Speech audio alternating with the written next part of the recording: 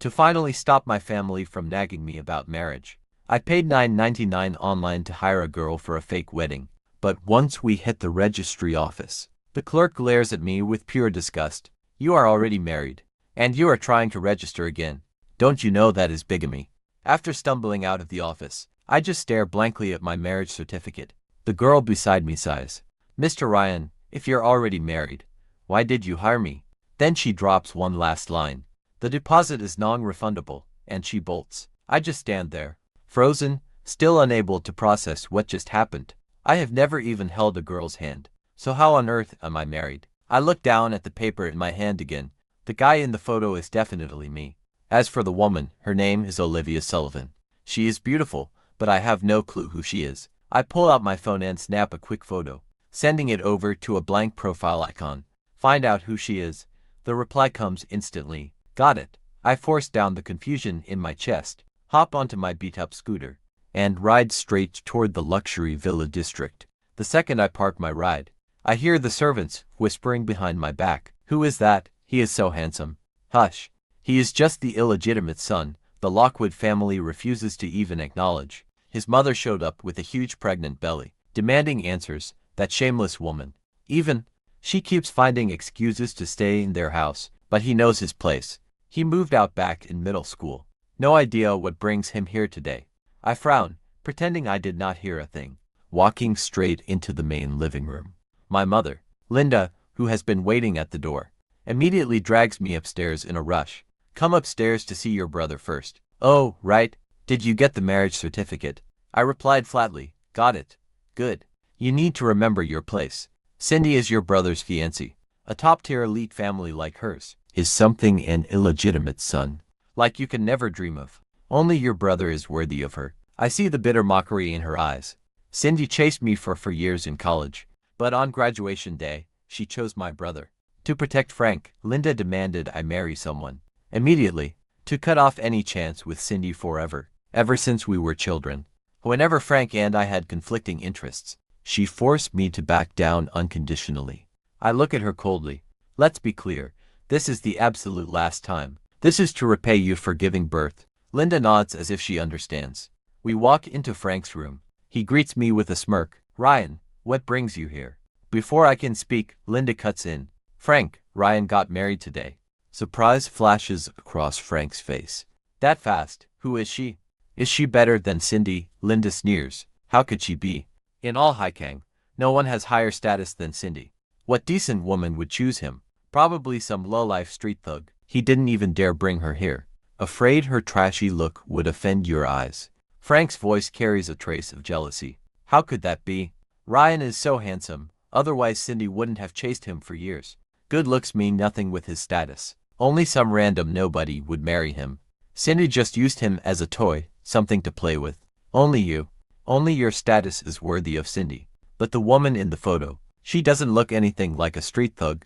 But I don't bother arguing right now. Frank finished putting on his watch, and tries to put on his leather shoes, but finds his shirt too tight to bend over. He smirks and looks right at me. Linda suddenly shoves me. You useless thing, how are you still so clueless? Your brother can't bend down. Hurry up and put his shoes on for him. My face goes cold. You can put them on him yourself. What is that attitude? You think you can just run away? Just because you got married, you're still going to depend on the Lockwood family. Linda raises her voice. If you don't make nice with your brother now, one day you and your wife will come begging him. Besides, the Lockwood family raised you. You should slave away for the Lockwoods. Before I can argue back, my father Richard suddenly appears at the door. An important guest is coming any minute. What are you arguing about? Linda immediately starts complaining tearfully. It's this ungrateful brat. He got his marriage certificate today, and now he treats his own mother with zero respect. Richard looks at me. You got married. Why didn't you let the family find someone for you? Do you have the certificate? Let me see it. Facing this stranger of a father, showing concern, I pause. Then I pull it from my bag. But the next second, Linda snatches it. Let's see what your thug of a wife is actually called. Meanwhile, Frank asks curiously, Dad, who's coming? Why are you so nervous? Richard thinks of that person, and instantly feels like his home has been deeply honored. Then, he excitedly says a name, Olivia. Hearing this name, I freeze instantly. Seeing our confused looks, Richard boasts proudly. It makes sense you don't know her. She is very mysterious, even I have never seen her. She is Cindy's aunt, only 28 years old. Yet, she has already become the true leader of the Sullivan family. Linda gasps instinctively. Then doesn't that make her a better match than Cindy? After all, being the true head of the Sullivan family sounds far better than some eldest granddaughter of the main branch. Richard snaps irritably. What are you talking about?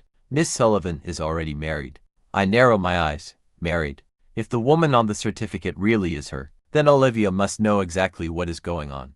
Linda looks slightly disappointed. Who is her husband? Someone luckier than Frank. Richard frowns, lost in thought. No one knows, apparently. Neither she nor her husband enjoys social events. But why is she coming in person today? Linda declares firmly. It must be because Frank is so outstanding, catching the eye of the entire Sullivan family. After saying this, she thrusts the unread printout back into my hand, grabs Frank's hand and laughs with excited mockery. Look at her. She is even more invested in Frank than Mrs. Lockwood, his very own mother. Just then, the butler comes upstairs to announce that the Sullivan family is almost here. Hearing this, Richard hurries downstairs. As he passes me, he casually says, "You haven't been home in a long time. Stay and have a drink to celebrate." I nod along. I want to stay and see who Olivia really is. Back in the room, Linda looks at Frank, who is about to marry into high society, with uncontainable joy in her eyes. Over 20 years ago, if Sophia had not appeared, the one who would have married Richard would have been her, so she hates Sophia. So, as revenge, seeing that Sophia gave birth on the very same day, she secretly swapped the two babies at the hospital. Now, her own biological son, Frank, is the pampered young master of the Lockwood family, while I, the actual son, became the despised, neglected bastard. Heading downstairs, I slip into the dark shadow near the staircase, watching the front door, quietly waiting for the Sullivan family to arrive. After a while, Sophia Lockwood finally comes down, leaning on a maid. She wears a purple cheongsam, looking frail, yet radiating a quiet elegance. Her young maid whispers, "Madam, your health is fragile. You really shouldn't be down here." Sophia coughs, shaking her head. "No, today is such an important day for Frank. I can't miss it." I watch her walk, my heart filled with quiet, childlike adoration. It is almost funny. In this family, she is my only source of warmth. As a kid, Linda used to starve me, but Sophia caught her in the act once. Since then, she secretly left me food in the garden. This went on for 12 years. Without her quiet kindness, I would have given up on life long ago. Watching her walk away, hearing her raspy coughs echo down the hall, my chest tightens with worrying. Just then, there is a commotion at the door. The Sullivan family has arrived. Richard and Sophia rush to welcome them. After some quick, polite small talk, they step aside. A crowd of wealthy guests sweeps into the foyer. I instantly spot Olivia. She is far more beautiful than her photos suggest. Her presence is icy. Feeling my stare, she suddenly looks my way. That piercing look makes my heart stop. I desperately want to read her gaze, but Olivia pulls her gaze away and looks elsewhere, leaving me completely puzzled. Does she actually recognize me? Richard smiles to flatter. "Miss Sullivan, where is your husband? Did he not join you?" The moment he says this, I feel Olivia dart another glance my way. He is busy. Simple as that. The crowd sweeps her off toward the ballroom. Cindy, who pursued me for 4 straight years, follows right behind in her evening gown. She looks far more mature than her college self. She does not see me, just chatting half-heartedly with Frank. I stand there quietly off to the side, but Linda grabs my arm, lowering her voice to scold me. "Ryan, what are you still doing standing here? Do not tell me you still have feelings for Cindy. Let me remind you, she is your sister-in-law now." I shake off her grip, wearing a mocking smirk. "Relax, I have zero interest in being someone's side piece. Mr. Lockwood invited me to stay for a celebratory drink. For as long as I remember, I have called Richard Mr. Lockwood." Linda grinds her teeth in sheer fury. "That was just him being polite. And you actually thought that. I see you really do not know your place. For an event like this today, even I cannot get in, just to avoid embarrassing the Lockwoods. Do you think a bastard like you belongs at their table? Now get out of here right now." I frown in irritation, but before I can speak, I spot Olivia heading out toward the balcony to take a call. I brush past Linda and follow her. Just as I approach Olivia, who is on the phone, abruptly hangs up. Then she locks a freezing look right on me. My footsteps falter under her dangerous glare. I force a smirk and try testing the waters. Honey. Her eyes remain absolutely freezing.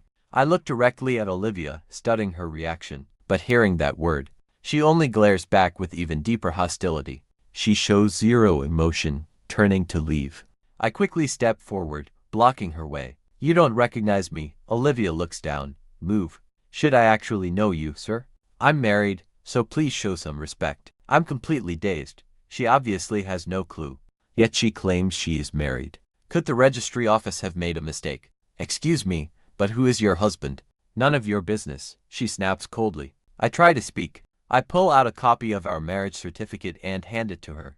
Miss Sullivan, the woman on this certificate is you, right? Olivia's eyes lock onto the groom's name. She sneers, Mr. Ryan. An original certificate is not expensive. If you are going to forge one, at least make it look professional. With that, she does not return to the house. Instead, she storms right through the small garden, heading toward the parking lot. I chase after her, trying to explain, but two bodyguards block me. I shout toward her retreating figure. Miss Sullivan, this certificate is real. If you do not believe me, you can verify it at the registry office. Olivia climbs into her car and speeds off. Her personal assistant remains behind. I walk back inside and run straight into Frank, who saw the entire scene with Olivia. His eyes gleam as a worried Richard approaches. Why did Miss Sullivan just leave? Did we fail to treat her well? Frank clenches his fists, sounding quite hesitant. I saw Ryan bothering Miss Sullivan. She left in anger, leaving a harsh message. You need to discipline your family. With Ryan acting like this, won't the Sullivan family think we have no manners? Richard's face immediately darkens. Meanwhile, I lose track of her on my scooter. Just as frustration sets in, my phone rings. I pick up, and a woman's voice answers. Boss, I found the file on Olivia. Olivia is the second daughter of the powerful Sullivan patriarch. Word is, she is cold and ruthless, which is why they sent her abroad as a child. Everyone just assumed the massive Sullivan empire would go to the eldest son, meaning Cindy's father. But nobody expected Olivia to suddenly return last week. Nobody knows what brutal tactics she used, but she forced old Master Sullivan to step down and took direct control of the Sullivan group. I frown, looking up her contact details and schedule. I will go find her after I hang up. I rub my temples. This is getting way too complicated. With Olivia's high status, seeing her won't be easy. I really shouldn't have run my mouth today, calling her honey and probably scaring her off. I sigh, kickstart my beat-up scooter, and head home, slowly leaving the bustling city center far behind and arriving at an urban village on the outskirts. When I first moved out of the Lockwood house back in middle school, I was completely broke, and could only afford a cheap, old place here. Eventually, I got used to it and never left. Just as I'm about to round the corner home, an old lady in her 80s or 90s suddenly darts out onto the road. I slam on my brakes, almost hitting her. At first, I figure she is a scammer, but then I notice she's dressed quite elegantly. A tag with a phone number hangs around her neck, along with a note. If this person is lost, please call this number. A generous reward will be given. The poor old lady clearly has Alzheimer's. I immediately pull out my phone and start dialing the number on her tag. But the dazed woman suddenly grabs my wrist, her eyes lighting up. My grandson-in-law. You are my grandson-in-law. My mouth twitches. Single for 22 years. How did I suddenly get a wife today? Amused, I decide to play along and ask, Grandma, who is your granddaughter? What is her name? Oh, right. Her name is wait, what was it again? The name she just had slips right away. The moment she tries to speak, the sweet old lady looks panicked, her mouth opening and closing, unable to force the words out. Grandma, do not worry, it is totally fine to forget. I reassure her and dial the number. On a nearby city street, Olivia sits inside her car, looking grim. Beside her, her tense subordinate, Liam, barely even dares to breathe. It is my fault for not watching her. I let old Mrs. Sullivan get lost. Olivia remains silent, radiating icy fury. Old Mrs. Sullivan is normally confused and out of it. Nobody expected her mind to clear up today. Sending everyone away and slipping out, checking the security cameras. They discovered that old Mrs. Sullivan rode a bus to the suburbs, but many streets here lack security cameras, forcing them to do a massive search. Suddenly, her cell phone rings. Olivia answers it instantly, and my calm voice comes through. Hello. Your family's elderly lady is in my hands.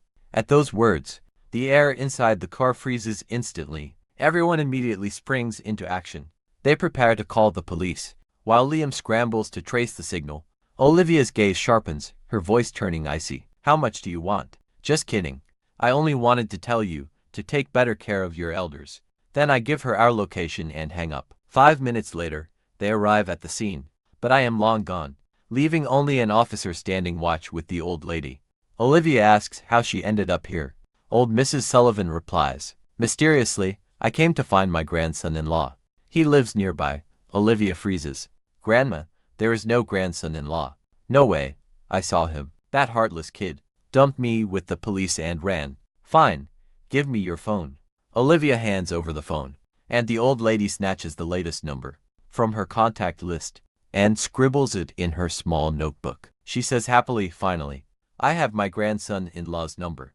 Early the following morning, I get a call from my university advisor, Professor Walker. Walking into his office, I spot Frank and Linda waiting inside. Frank and I both attend Hai-Cheng University. He fancies himself as a top student, so to avoid outshining him, I purposely chose the most obscure major, energy and power engineering, but I never expected green tech to suddenly explode in popularity. 2 years ago, Frank immediately transferred and became my classmate. Now, Frank being here makes some sense, but why is Linda here? Just as I think this, Professor Walker speaks with a serious expression. Ryan, your graduate school recommendation is officially revoked. Your mother said, your character and background are unsuitable, which disqualifies you. Is there some misunderstanding between you and your mother? Hurry and apologize to her. You have a bright future. Do not ruin it over a moment of anger. Frank sighs. Professor Walker, Ryan's mother, is only doing this for his own good. He turns to me. You offended Miss Sullivan. She announced she would make you disappear from Hai-Cheng. It takes me a second to realize. Miss Sullivan refers to Olivia, but I barely said a few words to her. Besides, when she left yesterday, she did not seem angry at all. On the other hand, Frank is a habitual liar. While I'm lost in thought, Frank walks up. Ryan, Dad bought you a plane ticket. He wants you to go abroad and lay low. Otherwise, even the Lockwood family can't protect you. My eyes flash with mockery. Isn't he just afraid I'll drag his family down? Seeing I won't accept it, Frank pulls out a card. Are you worried about how you'll survive abroad? There is 50,000 yuan on this. It's pocket money from me personally. Use this for now. If it's not enough, I'll give you more from my allowance later. The great young master of the Lockwood family only has 50,000 yuan. It is laughable. Linda suddenly snatches the bank card away. Frank, what are you doing? The Lockwood family buying him a plane ticket is already more than generous. She glares at me and barks. Pack your bags and leave the country immediately. I've already withdrawn you from school. I stare at her coldly. What gives you the right to decide for me? Because I'm your mother. Besides, with your grades, you probably can't even graduate. You might as well work abroad and make money sooner. Professor Walker can't help but speak up. Ryan's mother, you've misunderstood Ryan's time here at school. Before he can finish, Linda cuts him off. Professor, you don't need to speak for him. Don't I know what he is like? He's only doing graduate school because Frank is. He should really look at himself in the mirror. What does he even amount to? How can he even compare to Frank? Professor Walker gasps, staring at Frank in surprise. I remember you didn't get a graduate recommendation, and didn't even take the entrance exam. Frank smiles humbly. I took the special admission route. When the professor asks for details, he feigns modesty. It's because of Dr. Ray. His hydrogen-based clean fuel research succeeded. It got a patent and earned him a doctorate. I am secretly puzzled.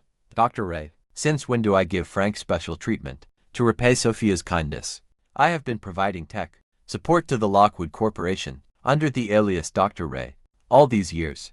I even fabricated a story about being sponsored. Meanwhile, Frank keeps spinning his lie. My mom once sponsored Dr. Ray's education, so after he finished his studies, he came to our family calling my mom his savior. All these years, he's been giving tech support to our family business. He won't refuse me. Professor Walker eats it up and asks where Dr. Ray works. He says the dean will invite Dr. Ray to teach at our school. Professor Walker looks thrilled and turns to me. Ryan, your research is in the same field as Dr. Ray's. When the time comes, I will introduce you. If Dr. Ray is willing to put in a good word, maybe your graduate recommendation can still be saved. Frank pretends to look concerned. Professor Walker, would that even work? The Sullivan family is the richest in Haikeng. They donate a lot of research funding every year. Besides, Dr. Ray is in high demand right now.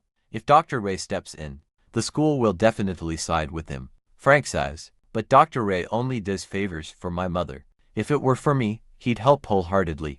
But Ryan is my dad's illegitimate son, and stands against my mother. Ryan, how about I ask Dr. Ray for you?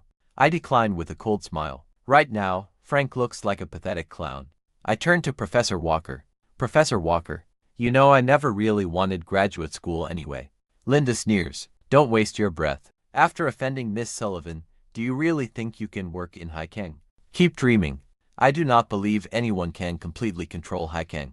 If you really cannot find a job, come work as my teaching assistant. Professor Walker, fuming, turns to speak gently to me. My heart warms. Professor, Miss Sullivan and I just had a minor misunderstanding. Once it is cleared up, it'll be fine. Don't worry. Seeing this, Frank clenches his fist, his tone turning snarky. Ryan, are you seriously going to keep bothering Miss Sullivan? She's married. What you're doing is highly inappropriate. Linda's temper flares, and she suddenly slaps me across the face. I stare at her in complete disbelief, never expecting her to actually hit me, especially right in front of Professor Walker, without a single trace of guilt. Linda points at my nose and snarls. It has been a few years, and I see you've forgotten our family rules. Apologize to your brother this instant, and promise you will stay away from the Sullivans. Once again, the warmth drains from my eyes, leaving nothing but coldness. Clearly, my words from the other day did not mean a thing to her. Does she still see me as that submissive, clueless boy who worshipped Frank? Since reason fails, I will not hold back anymore. Frank stands by and watches, feeling smug inside. Since childhood, Ryan groveled before me, never talking back, never fighting back. After he moved out, I ran into him again at college. He still looked just as poor and shabby, yet he dared to stand tall in front of me.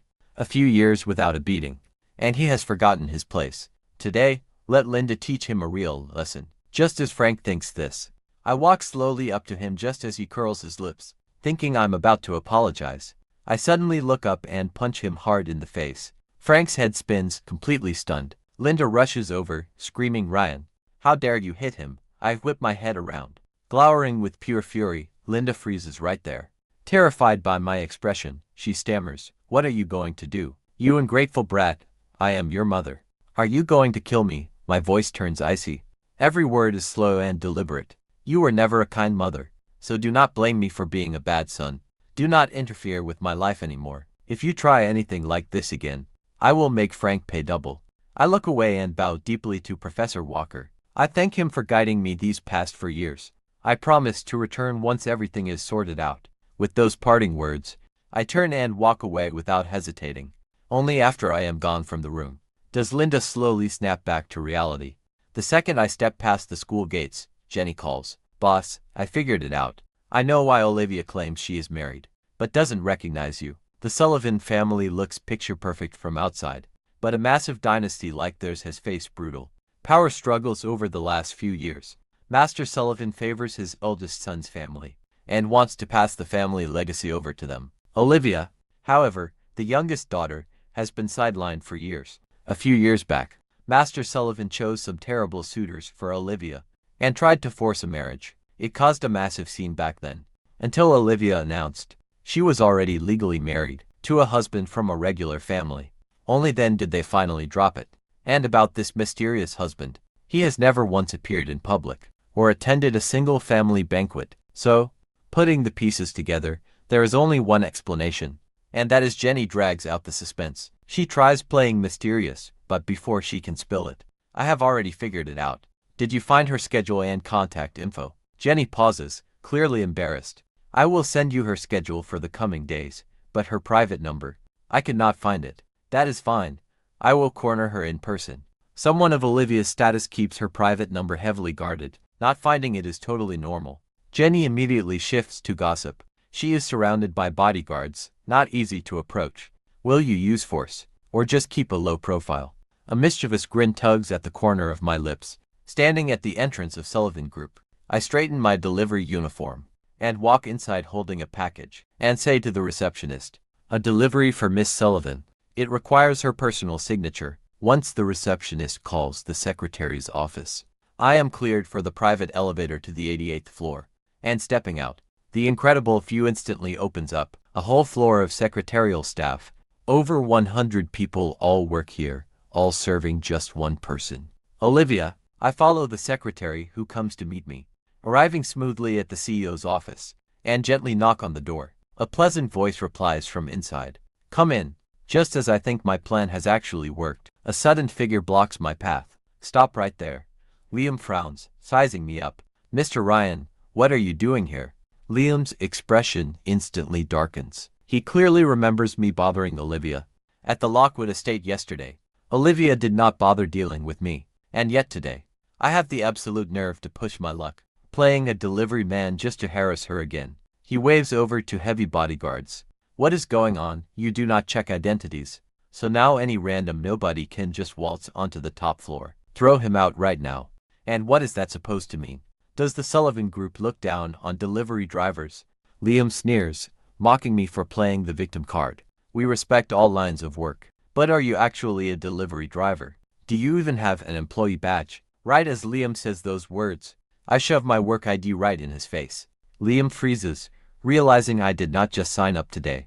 I flip open the badge right under his nose, revealing my official registration. Liam gasps, 8 years ago. You were already a delivery driver. I worked through college. Is that a crime? Keeping my voice casual, I call out toward the office. Miss Sullivan, can we get this delivery sorted out? A smooth, elegant voice answers from inside the office. Let him in. I throw Liam a smug look. Before he can blow a fuse, I breeze right past him into the office. Olivia's office boasts a cold, minimalist luxury style, leaving the entire space feeling completely empty of warmth. She signs the document on her desk, and finally looks up at me. Her stunning eyes show absolutely no emotion. I point down at the delivery slip. Miss Olivia, please sign right here. Her gaze lingers on my face for a second, before she silently grabs her pen to sign. Suddenly, I drop a total bombshell. Miss Sullivan, you are not actually married, are you? Her pen freezes mid-stroke. An icy glare locks directly onto me. I know my guess was right. At the marriage registry office, all personal info must be filled out by hand, making any mix-up completely impossible. Olivia tells everyone she is married, but doesn't even recognize me. And thanks to Jenny's deep investigation, the undeniable truth is that Olivia, just to escape her family's constant pressure, fabricated a completely fake husband. She has never even been to the registry office, so she has no clue we are legally married. I tell her earnestly, Miss Sullivan, I know how crazy this sounds, but we really are married. Olivia slowly straightens up, a faint, amused smile brushing her lips. Mr. Ryan, do not waste your effort. Even if I were single, I would never marry you to spite Cindy. I am completely stunned. So, she knows all about my history with Cindy, and thinks I am using her for revenge. No wonder she will not believe me. I quickly explain. I did not seek you out because of Cindy. I just want a divorce. I have zero interest in your love life. Olivia cuts me off. She signs the paper with a quick scribble and hands it back. Do not come bothering me again, or do not blame me for getting nasty. Hearing this, my own temper starts to rise. Haven't you already done that? You threatened to run me out of Hiking. Olivia frowns. When did I ever? Before she can finish, her phone suddenly rings. It is Grandma's special ringtone. She answers it instantly, and the caretaker's voice crackles through. Miss Sullivan, the old madam is missing again. Olivia bolts out anxiously. I try to follow and explain everything, but Liam blocks my path. Mr. Ryan, I suggest you leave it at that. They escort me out of Sullivan Group. The moment I arrive at my front door, I spin around suddenly, only to see that exact same elderly lady, tiptoeing quietly right behind me. I sigh in defeat, but before I can speak, the elderly lady grabs my wrist. Dear grandson-in-law, do not even think of leaving me again. Back inside my rented apartment, the elderly woman sits at the dining table and chugs 3 cups of water in a row. Frowning, I say to her earnestly, I am really not your grandson-in-law. Yes, you are. The tiny old lady remains stubborn, clutching her cup as she gulps down another. I realize there is no reasoning with her. I pull out my phone and redial that previous number. It gets answered on the very first ring. Hello, Her voice sounds vaguely familiar to me. Right as I am about to speak, the old woman suddenly snatches the phone away. At this very moment, Olivia is leading a search party nearby.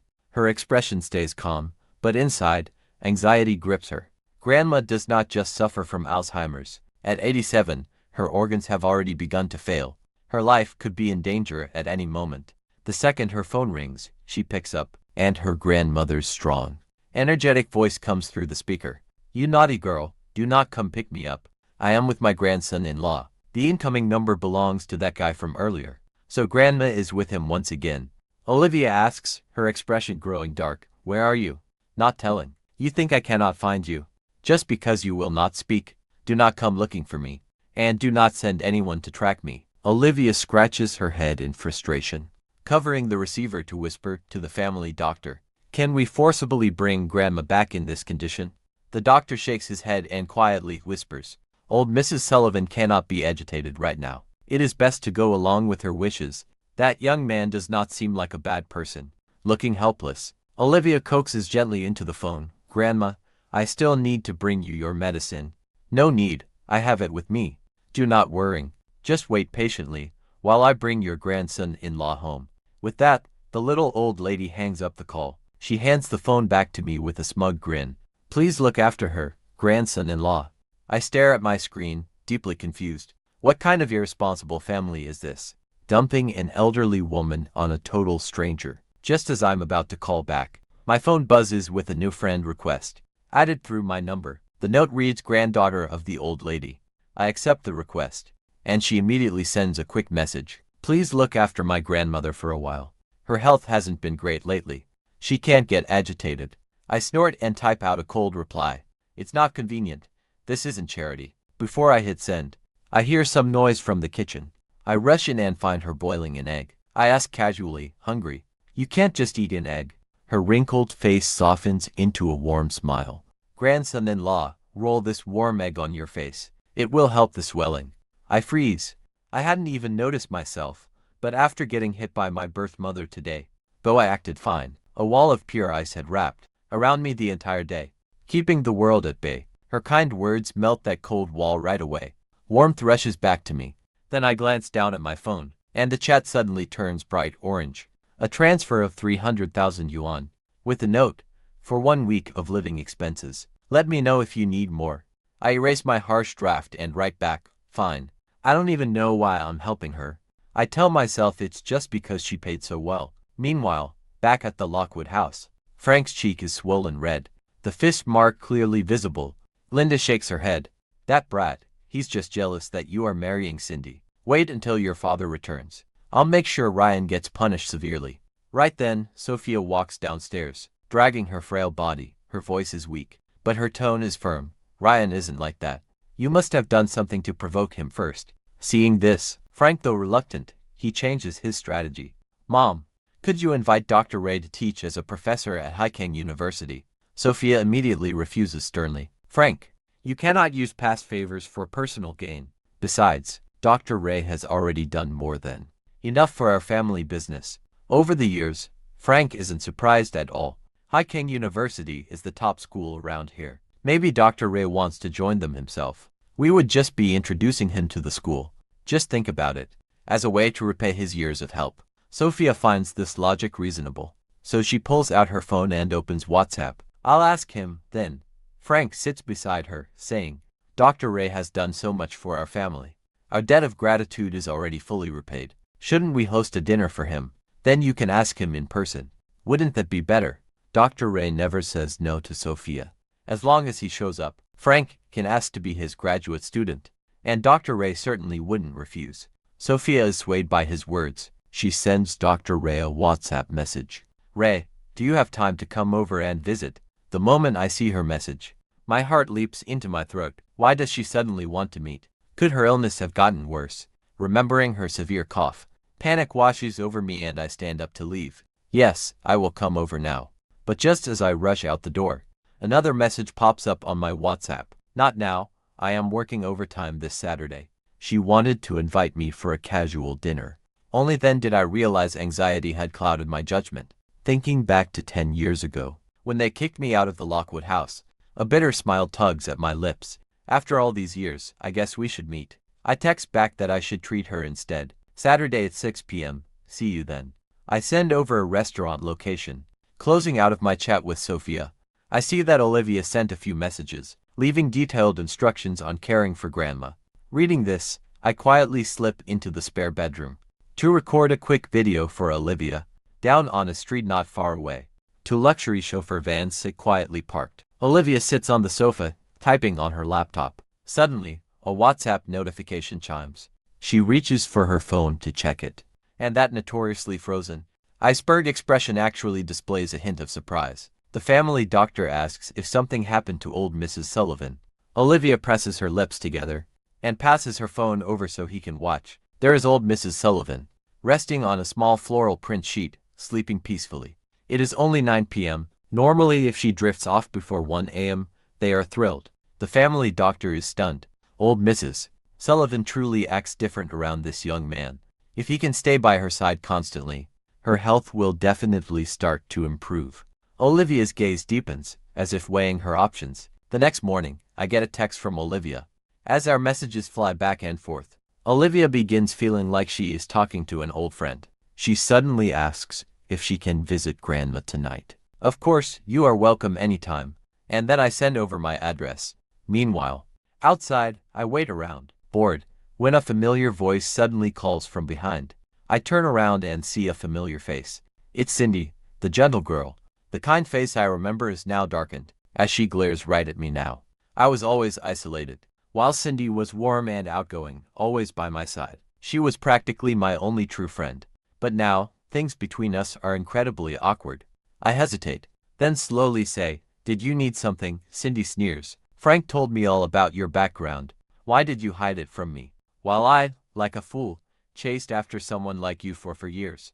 Was that highly amusing for you?" My chest feels like a giant hand is squeezing it hard. I never once thought 4 years of friendship could shatter so easily. I step back to put distance between us. But Cindy steps forward and demands, "Don't you have a single thing to say to me?" I let out a mocking laugh. "No." I turn to leave. Since she despises my background, this connection is not worth keeping.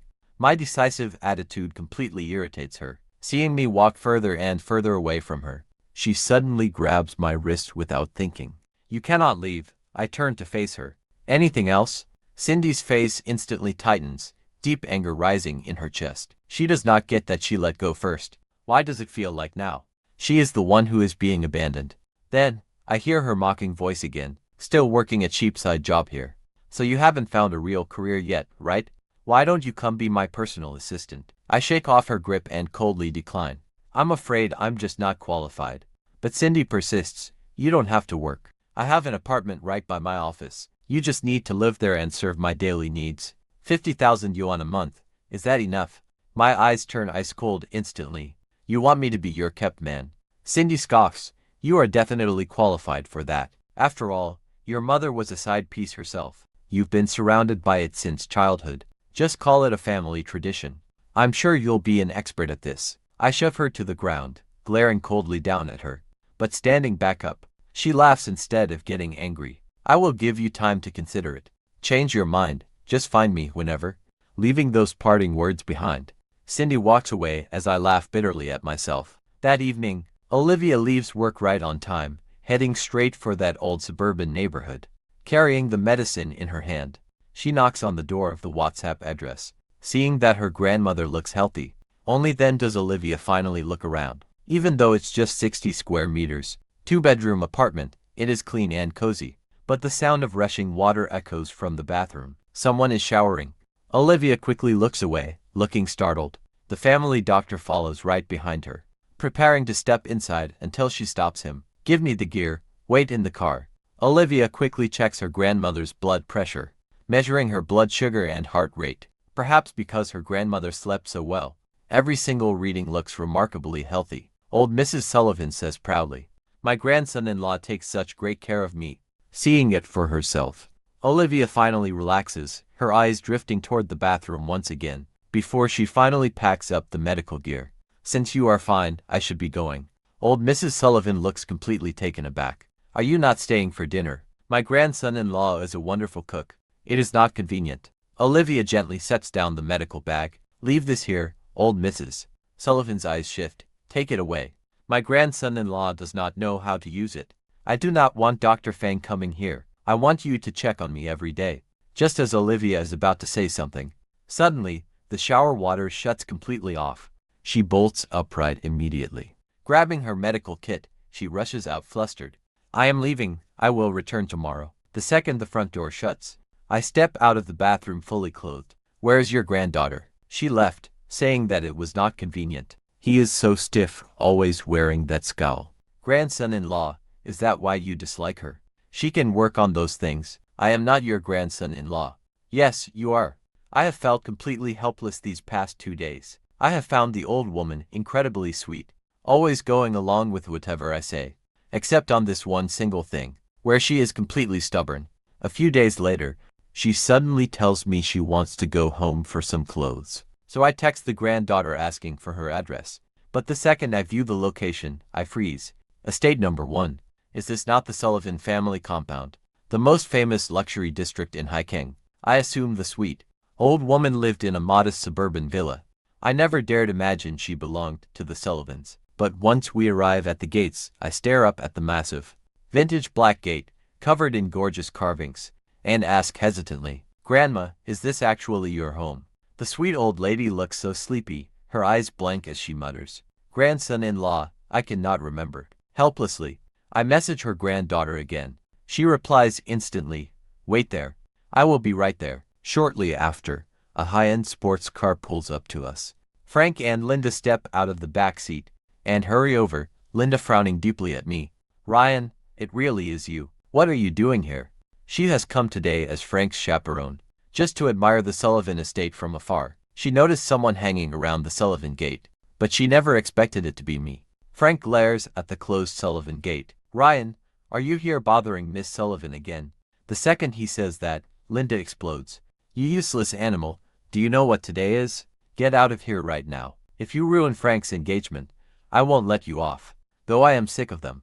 I don't want a scene with the old lady here, so I swallow my anger and explain. I'm just bringing this elderly lady home. We took a wrong turn, Frank blurted out instinctively. Is this your wife's grandmother? How could she possibly live in this neighborhood? I shoot back, why couldn't she? Linda starts hurling vicious insults at me. Stop pretending like you're dirt. Poor wife's grandma could live here. She spins around to face the little old lady. Hey, old hag, tell me, which villa number do you live in? I frown, just about to speak, when the tiny old lady suddenly stands tall. I remember now. I live here. Come home with me, grandson-in-law. She grabs my hand and walks toward the Sullivan gate. The gate is still about 100 meters away, but we hardly take 2 steps before Frank calls out, Ryan, you made up all these excuses just so you could use that old lady as a shield to sneak into the Sullivan house. My steps falter, and I stare sharply at the massive Sullivan estate. When I first saw this imposing gate, a strange suspicion crossed my mind, but I just can't connect that sweet granddaughter on WhatsApp with the cold, ruthless Olivia. Perhaps the little old lady is mistaken. Just as I'm about to ask, Linda suddenly lunges forward, grabbing for the little old lady. I won't let you cause trouble at the Sullivan mansion. Startled, I block with one hand. I shield the tiny old lady, and with my other hand, I grab Linda and forcefully slam her backward. What do you? Linda staggers backward. Once she catches her balance, she starts screaming curses. You ungrateful little brat. How dare you hit your own mother for this old hag? I am calling the police. I completely ignore her and look down at the elderly woman. She has clearly never been yelled at like this before. Sure enough, her entire body is trembling with raw anger. Her hand is pressed to her chest. Her body shakes uncontrollably. I quickly hold her up and immediately grab her emergency heart medication from her pocket. But when I open the bottle, it is empty. My eyes go wide. The elderly woman is incredibly frail. Unless absolutely necessary, manual CPR is too dangerous. She needs medication fast. I whip my head toward the gate. The Sullivans must have the medicine she needs. Even if she is not a Sullivan herself, she is their guest. They would not just let her die. I scoop the old lady up, but Frank grabs my arm, stopping me. Ryan, do not do this. The Sullivans will never let you in. He glances down at the helpless woman, a dark, malicious glint flashing in his eyes. Right now, I feel like I am about to snap. Blinding rage burns in my eyes. I kick him straight to the ground, but instantly, my leg is gripped tightly. Linda is sitting on the dirt, clinging to me desperately with everything she has. I shake with pure fury, holding the helpless old lady in my arms. I cannot break free from her grasp right now. Just then, a sleek black car rolls up slowly. Olivia steps out, her voice sharp and demanding. "What are you doing?" Frank quickly pipes up. "Miss Sullivan, it is Ryan," he insisted, "on bringing a dying woman to the Sullivan estate to pull a scam. It is my fault for not stopping him." Hearing this, Olivia realizes the person in my arms is her grandmother. Her eyes go wide and she rushes straight toward us. Her grandma is the person closest to her, but her health has been failing for years now, and Olivia is completely losing her mind with panic. I do not have time to explain. I quickly blurt out that she is having a heart attack. Her emergency medication just completely ran out. If we can get her pills fast enough, she make it. Olivia bites her lip, grabs her grandmother from my arms, and bolts inside the Sullivan estate. Without looking back, I can't follow, because Linda is still desperately clutching my leg. Frank looks highly suspicious of the old lady's identity, but Linda finally lets go, brushes herself off, and sneers. So that's what he is banking on, using some old hag to sneak past the gates. Right then, the main gates swing open and Cindy steps out. Frank's face instantly turns fake. "Cindy, you should have waited for me in the parking lot. What are you doing all the way out here?" Cindy fakes a sweet smile. "I was worried you'd get lost on your first visit." Then her eyes lock onto me, and her warm expression freezes into pure, icy hatred.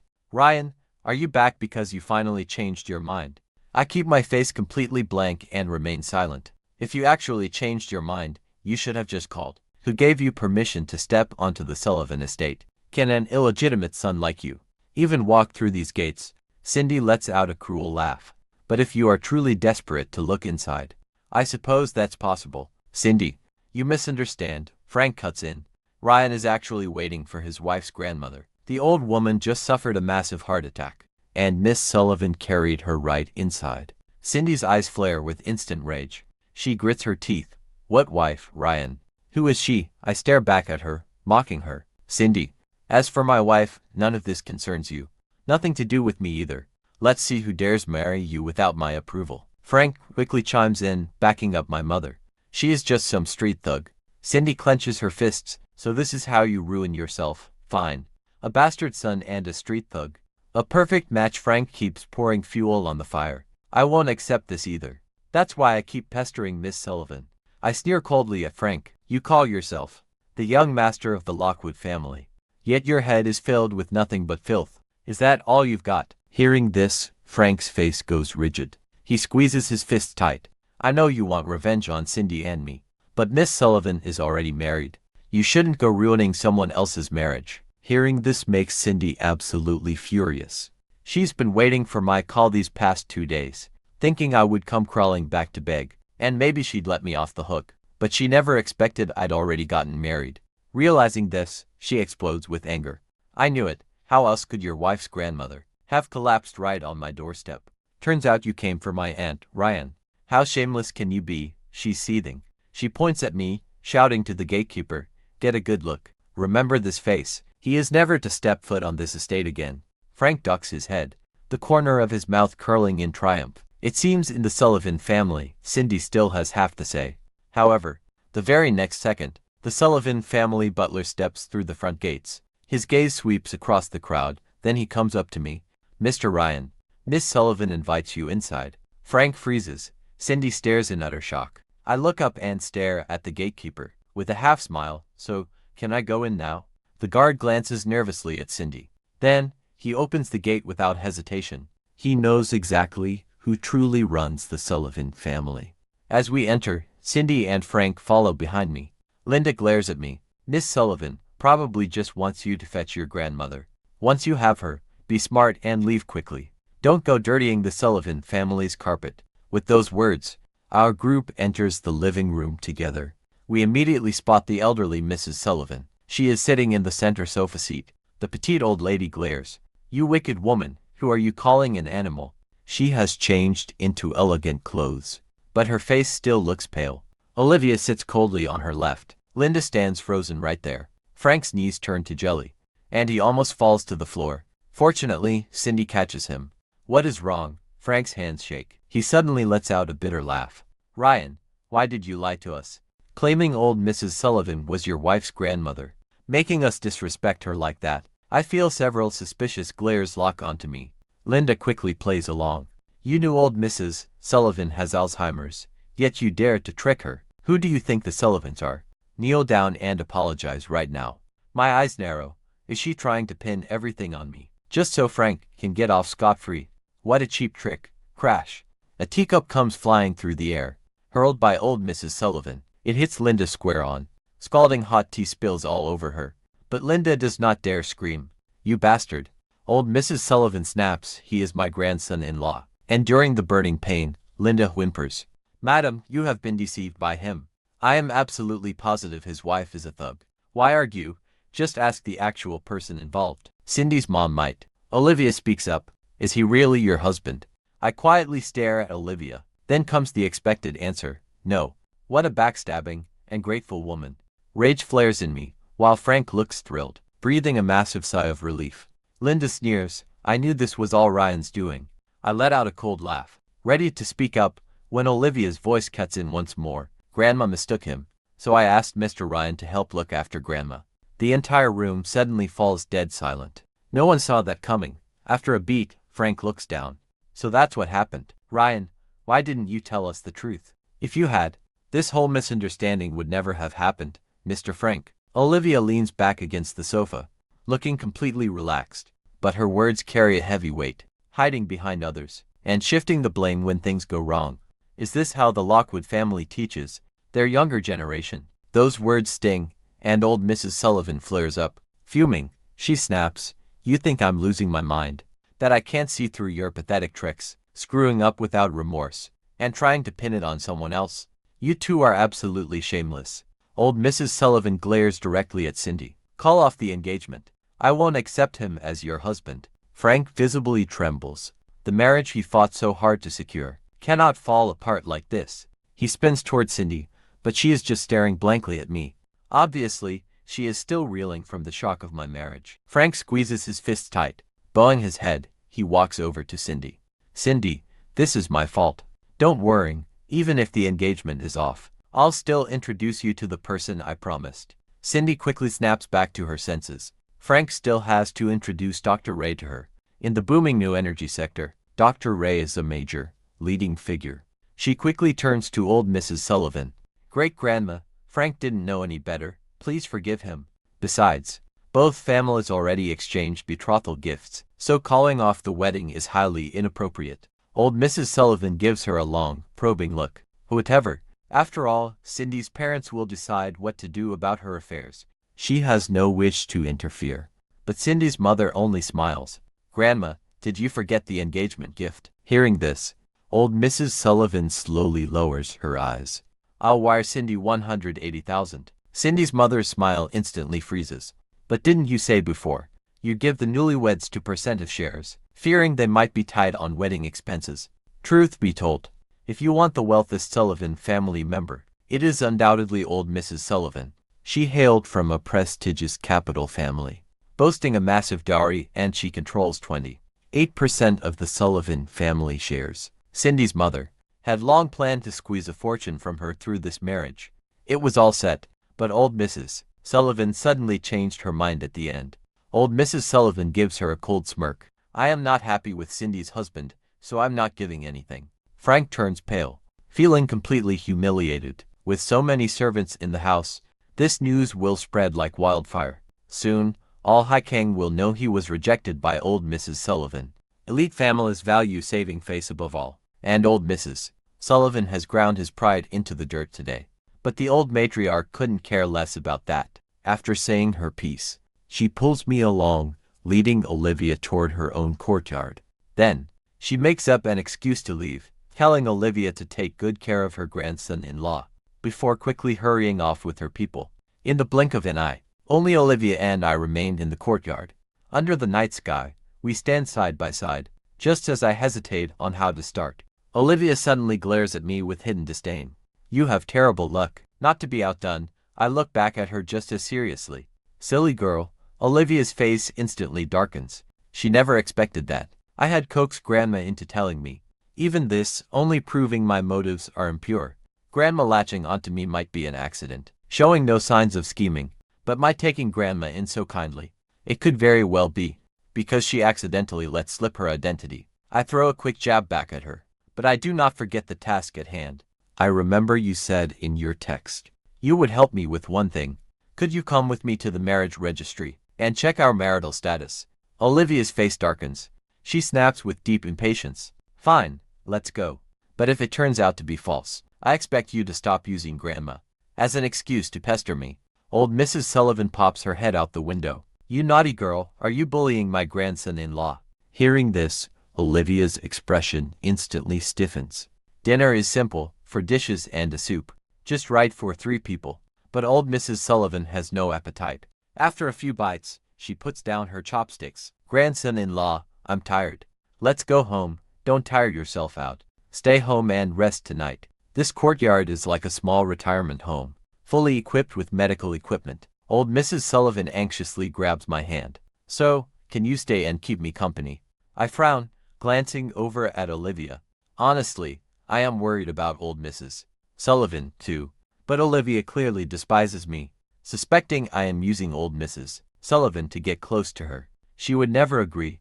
Olivia falls silent briefly, then says, fine. Then she shoots me a warning look, making sure I do not get funny ideas. After dinner, I guide old Mrs. Sullivan back to her room to rest. The elderly lady is completely exhausted today.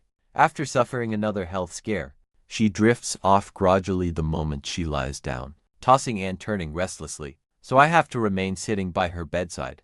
Outside the window, Olivia wears a deeply grim expression. What is going on with my grandmother? The family doctor once studied psychology. He sighs. Although I do not know why old Mrs. Sullivan has fixated on this young man, I can pretty much guess why she's so anxious, and why she fears her grandson-in-law will leave. Then, the family doctor glances at Olivia. Old Mrs. Sullivan likely feels she will not survive this year. She fears that once she is gone, you will have nobody left to love. Your husband is the only person she can leave behind to keep you company. Olivia freezes slightly, her dark eyes churning with intense, hidden emotions. After a long moment, she regains her composure. She stands there in the moonlight, as if she is merging completely into the shadows behind her. After what feels like hours, she suddenly turns, marching straight back to the main house. Frank is having an incredibly difficult meal, since he just lost 2% of shares. Cindy's mother, May, is highly displeased, her words dripping with spite.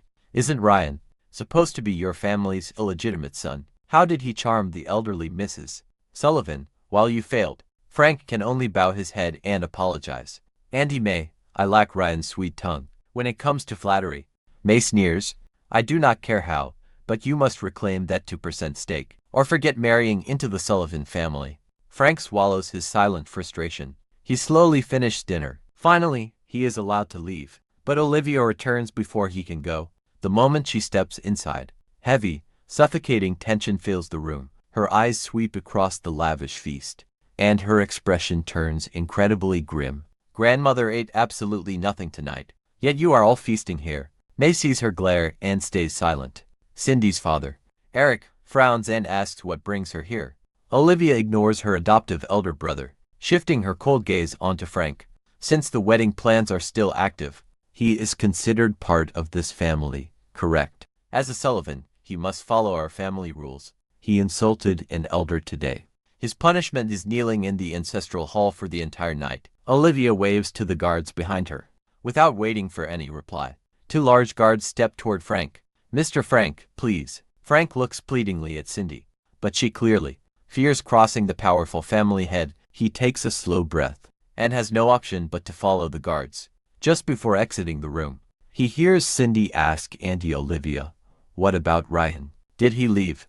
Olivia delivers her stern reply. He is my guest. He will stay at the estate tonight. Frank trailing behind the bodyguards toward the ancestral hall.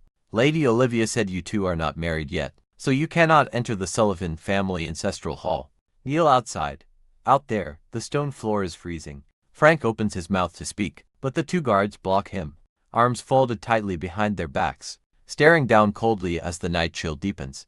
Frank shivers, the icy stone biting straight through to his bones. He tries to find a way to ease the pain, but the guards watch him like hawk-eyed sentinels. Silent, yet their sheer presence is bone-chilling. When I open my eyes the next morning, I find myself resting in bed, tucked under a pink blanket that doesn't match old Mrs. Sullivan's classic bedroom decor. I brush it off. After rolling out and washing up, I join old Mrs. Sullivan and Olivia for breakfast. A fresh plate of fried sugar cakes sits on the table. Old Mrs. Sullivan immediately reaches to grab one. Olivia frowns. "Grandma, your blood sugar is too high. You should not eat such greasy, sweet food." Just as she is wondering how to stop Grandma, she hears me speak up calmly. "Grandma, this sweet cake is not good for you." Suddenly, the stubborn, greedy little old lady shoves the sugar cake into my mouth. Instead, she smiles warmly. "Grandson-in-law, I saved this special one for you." Olivia studies me with a sharp, questioning gaze, baffled by why Grandma listens to me so easily. I chew and swallow the cake without hesitating, then turn to Olivia. "By the way, when we head to the marriage registry office later, make sure to bring your identity card and family registration booklet." Old Mrs. Sullivan asks with curiosity, "Why are you going to the registry office?" "We misplaced our marriage certificate." But to my surprise, the second I say this, old Mrs. Sullivan speaks up. It is not lost. She rushes into the bedroom and quickly returns with 2 red marriage certificates, handing them over to Olivia and me. I stare at the marriage certificate in my hand, completely shocked, suddenly realizing old Mrs. Sullivan called me grandson-in-law the very first time we met. She's known all along that we're married. I feel like I've grasped a thread of the truth. I immediately ask Grandma, "Why do you have this marriage certificate?" Old Mrs. Sullivan freezes, her eyes turning a bit hazy. "I can't remember." "Then how did Miss Sullivan and I get married?" Old Mrs. Sullivan just keeps shaking her head. "I don't remember." I'm getting anxious now. "Grandma, think hard enough." Olivia snaps in a low voice, stepping forward to block me from old Mrs. Sullivan. She looks at me with cold detachment. "Ryan, this certificate is real. What are you going to say next?" "That we don't need to go to the registry office." "So this was your goal all along. First, you used the excuse of going to the registry office to pester me, then trick Grandma into producing this fake certificate, just to make her believe it." I sense a lethal edge to her tone, and I find it utterly baffling. "We don't have to go today. After all, divorce isn't something you just settle with a single trip to the registry office. We've been legal spouses for 2 years, with plenty of assets to divide, so we must sign a divorce agreement first." Olivia finishes speaking and watches me carefully. She only sees me pause before I reluctantly say, "Suit yourself. Is his acting really that good? Or is this marriage certificate actually real?" Olivia suddenly feels uncertain. She simply picks up the marriage certificate and walks out first. "Wait for me in the parking lot." I offer a reassuring smile to old Mrs. Sullivan the moment we reach the parking lot. I spot Linda supporting a pale-faced Frank. Catching sight of me, she storms over furiously. "Ryan, you have to help your brother. You are just illegitimate. But the Lockwood family did not hold your background against you. They raised you. Surely you appreciate what they did. You need to repay the Lockwoods. I have endured this brainwashing for 20 years. Now, I just find it completely laughable." Taking my silence as a cue, Linda pounces. "Now that you have grown up, you finally have the chance to repay the Lockwoods. Doesn't old Mrs. Sullivan listen to you, Ryan? Go ask her to return those 2% shares to your brother." Hearing this, I burst out laughing. I am just a lowly, illegitimate son. Why would old Mrs. Sullivan ever listen to me? Linda freezes, opening her mouth to argue, but I am already walking past her, heading straight for Olivia's car. The car pulls up to the marriage registry office. The moment it stops, Liam rushes over frantically. "Boss, the driver said you left all alone. I panicked and tracked you by location." Is something wrong? Olivia remains completely silent. "How did you end up here?" Liam thinks to himself. Has the boss really been hounded by Ryan to the point of paranoia? "Boss, do not worry. Like I promised, he will not be seeing you again. Otherwise, I will live stream eating trash." I sit in the back seat, speaking lazily. "Which live stream channel?" Liam's body freezes, just like that. The 3 of us enter the service hall. Liam speaks up first. "Hello, I want to ask, can someone get a marriage certificate without being here in person?" "Absolutely not," the clerk replies. Liam looks at me mockingly. "Did you hear that? You even prepared a fake certificate. I am calling the police right now." to report you for forgery and harassment. But Olivia hands over the certificate. Please, verify if this marriage certificate is genuine. The clerk looks it up and answers. This certificate is genuine. Impossible. Did you enter the information wrong? Liam exclaims, nonsense. Marriage is a serious matter. Both registering parties must have their identities thoroughly verified and sign declaration forms. I quickly speak up. Can we see our declaration forms? Olivia nods too. Please bring out the forms. The clerk reluctantly stands up. You two are really in sync. Fine then. I will go find them for you. 2 registration documents are placed before us. I glance at the handwriting. It really is mine. Liam leans over, gasping, Boss, this really is your handwriting. Olivia falls silent. I look at the clerk. Hello, could we see the security footage from the day we registered? Sorry, we only keep footage for 6 months. The clerk reassures us repeatedly. There are absolutely no errors in our process. Both parties must be present in person to obtain the certificate. The 3 of us walk out of the registry. Liam looks lost. Boss, what do we do now? Olivia's eyes darken, while I raise an eyebrow. Divorce, we say it in unison again. Liam is stunned, then asks if you divorce now. Shouldn't you discuss the divorce terms? I'll have my lawyer contact you. Talk to my lawyer. Olivia and I speak in unison for the 3rd time. I laugh and simply say, how about this? We each have our lawyers draft an agreement. We look them over first. If there are issues, the lawyers can negotiate. Liam sneers, doubting someone like me can afford a lawyer. But Olivia simply nods in agreement. Tuning Liam out, I pull out my phone. Miss Sullivan, let's add each other on WhatsApp. It will make staying in touch much easier. Olivia shoots me a meaningful look and pulls up her QR code. I scan it, and our chat window pops open, with her contact nickname clearly displayed. Silly granddaughter. Her face darkens instantly. I feel totally mortified. Completely forgot we were already connected. Meeting her dark expression, I clear my throat. That contact name was just random. I scramble to change her name to Silly Girl. She mutters a quick goodbye and hails a cab. I call Jenny. Find me the best divorce lawyer. She cannot walk away with a single cent. Boss, what is actually going on with your marriage? You can't both have amnesia. I sigh. One person definitely knows the truth. Is it old Mrs. Sullivan? I frown. That Alzheimer's trial drug needs to speed up, or we won't make it in time. When I get home, old Mrs. Sullivan is standing right at my door, holding a suitcase. Grandson-in-law, you're back. I brought plenty of clothes. I freeze, then let out a helpless smile. That same day, Hai Ching's top law firm receives 2 anonymous cases, with strikingly identical demands. The other spouse cannot take a single cent. A junior lawyer grumbles. I've never seen such ruthless spouses, but the senior lawyer chuckles. One case, double the pay. Just send them to clients later. Olivia reviews my divorce papers in her office. Just as she opens it, Liam bursts in. Boss, the background check is complete. Mr. Ryan, he only discovered you 2 were married days ago. When he went to register, there are so many blank spots in his records. Ever since he cut ties with the Lockwoods, these last few years make no sense. Olivia pauses, lost in thought. So you really think he's tied to this? We don't know his motive. And Dr. Ray has gone dark. We still can't track him down. Olivia remains quiet. She has no clue the Alzheimer's clinical trial drug is the one I'm developing. That night, Olivia calls me downstairs and slides the agreement over. No objections. I will sign it. She fully expected me to fight, but I signed it right away. Let's divorce tomorrow. So soon. I am absolutely dying inside. My company is about to go public. See you at the registry office tomorrow. Just as we are speaking, old Mrs. Sullivan suddenly steps downstairs.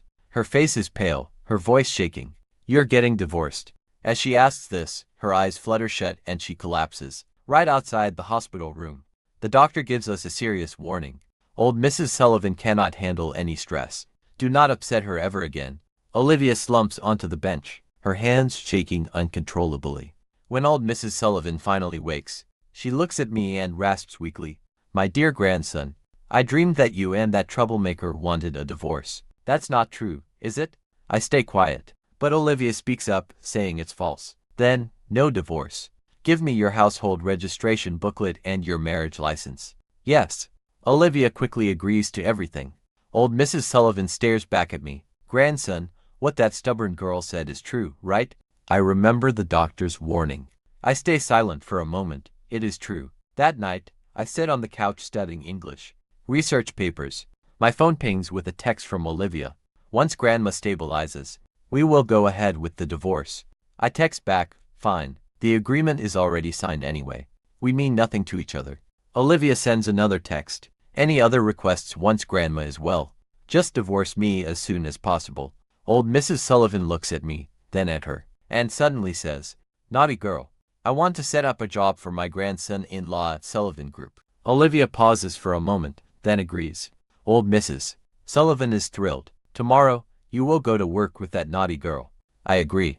The Sullivan Group's archives are vast, perfect for me to uncover research materials. Olivia and Liam then step out into the hallway. Liam complains. Boss, he's obviously trying to sneak into the firm. How could you agree? If I don't watch him closely, how will he reveal his true colors? Olivia says coldly. In the hospital room, old Mrs. Sullivan beckons me over. Grandson-in-law, let me tell you a secret. If that naughty girl bullies you, fight back. Don't let her fool you with that cool and touchable act. She is actually terrified of cats. My expression freezes. In my memory, a girl I knew back when I was young also seemed terrified of cats. Grandson-in-law, do you prefer cats or dogs? I suddenly realize I used to like cats too when I was a kid, but an older girl disliked them, so I stopped liking them as well. I quickly pull myself together. Why is old Mrs. Sullivan asking this question? The next day, on the top floor of Sullivan Group, a cute puppy wags its tail and circles around me. Liam is speechless. The job old Mrs. Sullivan made arrangements for me. Why am I taking care of this little puppy? Olivia does not quite understand either. My job is literally just playing with a dog. This is absurd, she commands. Take them to the new energy department. Team 1 for onboarding, as we already arranged. The new energy R&D is the entire future of the company. She is placing me there to see what kind of mistakes I make. I do not mind. I grab the puppy and follow Liam. Does he have a name? Old Mrs. Sullivan wants you to give him one. I glance over at Olivia's dark face. Let us call him Kitty. The new energy department is on the 38th floor. In the elevator, Liam says, Mr. Ryan, most staff in Sullivan's R&D department are doctoral students. The lowest have master's degrees from top universities. You are the first undergraduate. Learn well from your seniors here. It will greatly benefit your future. Our boss set this up specifically for you.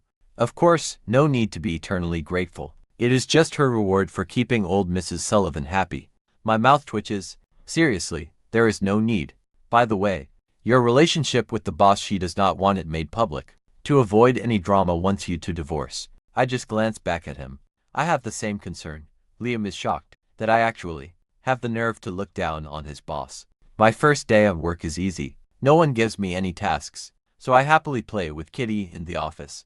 Once he falls asleep, I get up and close the door, heading straight for the archives on the 60th floor. Only by developing the specialized Alzheimer's drug and helping old Mrs. Sullivan recover enough to remember the past will I finally understand what this bizarre marriage is actually about. The books here contain top-tier knowledge from every field, some completely hidden from outsiders. I feel a faint thrill on this top floor.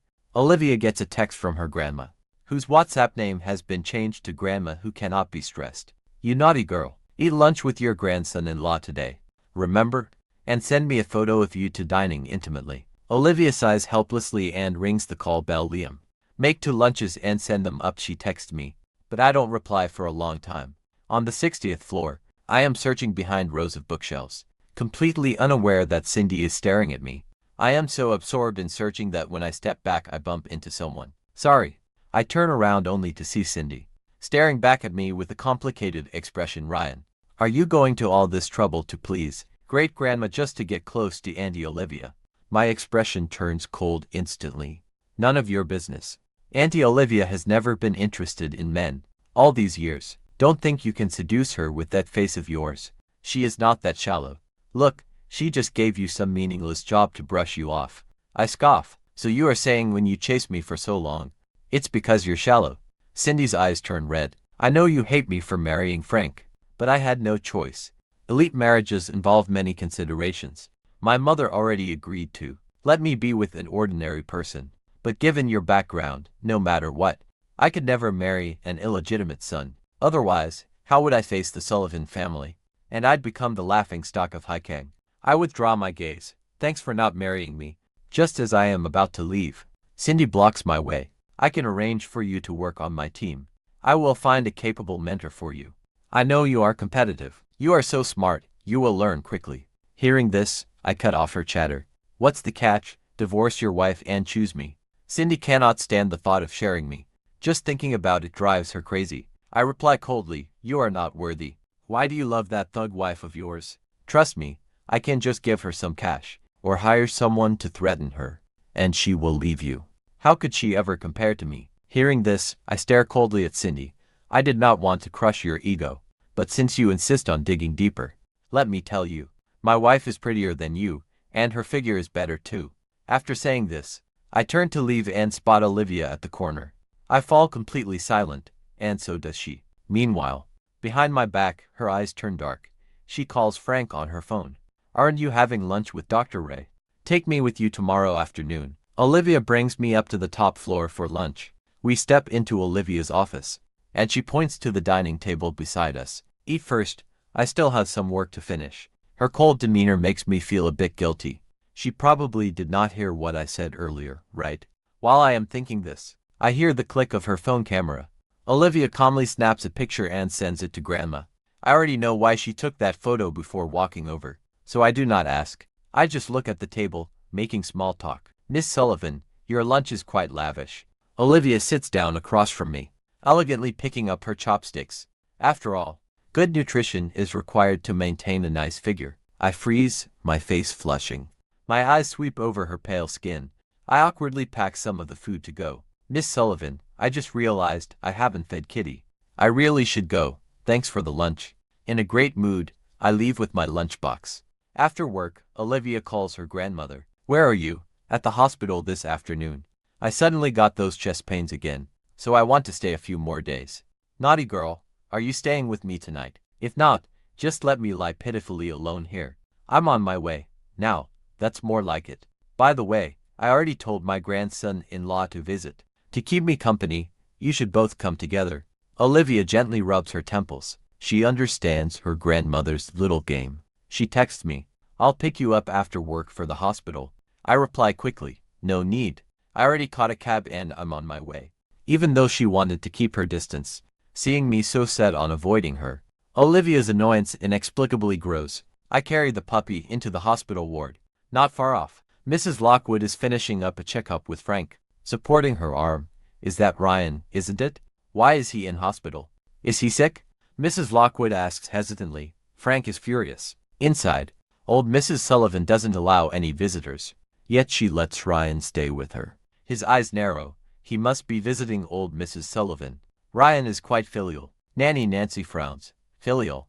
My foot. He never comes to visit Madam. Madam, you are still defending him. Young Master Ryan is an ungrateful brat. He probably forgot about you long ago. Frank chimes in. I heard Miss Sullivan got him into Sullivan Group, so that's why he's repaying old Mrs. Sullivan. Nanny Nancy scoffs. Madam raised him. The kindness of raising him is greater than the heavens, but he never repays you, madam. That is enough. Stop it. Mrs. Lockwood says, stopping them. Frank feigns a sigh. Mom, you're right, but some people do repay even the smallest kindness with great generosity. Like Dr. Ray. Mom only gave him a little money, yet he has helped our family so much since 3 years ago. When the company almost went bankrupt, Dr. Ray directly gave us a technology patent which saved our firm. Nanny Nancy nods. Compared to him, Dr. Ray is far better than Ryan. I would also like to know what kind of person Dr. Ray really is, Mom. Take me along with you tomorrow.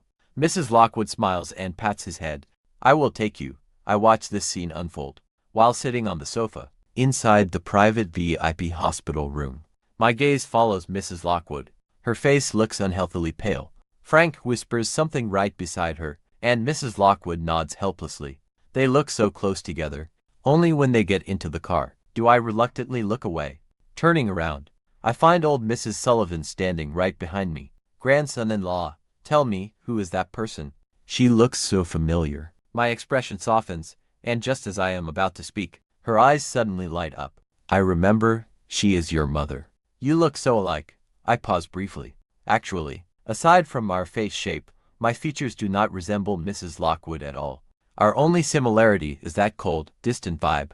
Since leaving the Lockwood family, I would subconsciously mimic her demeanor, picking up a bit of her aura. I look at old Mrs. Sullivan. Grandma, she is not my mother, but old Mrs. Sullivan remains firm. She is, grandson-in-law. How can you not recognize your own mother? I am torn between laughing and crying. Luckily, Olivia shows up carrying our dinner. She went all out, preparing a lavish fruit feast. But the moment old Mrs. Sullivan sees it, her face instantly drops. My grandson-in-law cannot eat mangoes. He is allergic. Hearing this, my heart skips. I stare at her, completely stunned. Grandma, how do you know?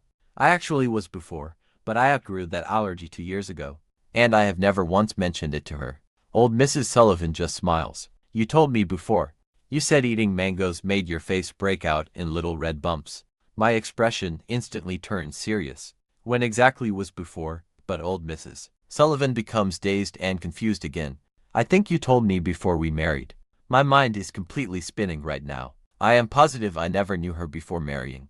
And my memory is completely fine, too. I quickly press her. What else do you recall? Like how Olivia and I got our marriage certificate. Old Mrs. Sullivan just shakes her head, unable to remember. I feel Olivia watching me closely. Her expression is cold. I know she thinks I have hidden motives again. I cannot catch a break, so I grab the Shiba Inu. Grandma, you two eat first. I will walk the dog. Then I hide at the end of the hall. I look quietly toward the hospital room. Before long, Olivia follows me out. Mr. Ryan, do you have something to tell me? I figured you would want me to explain something. Is there actually anything you want to explain?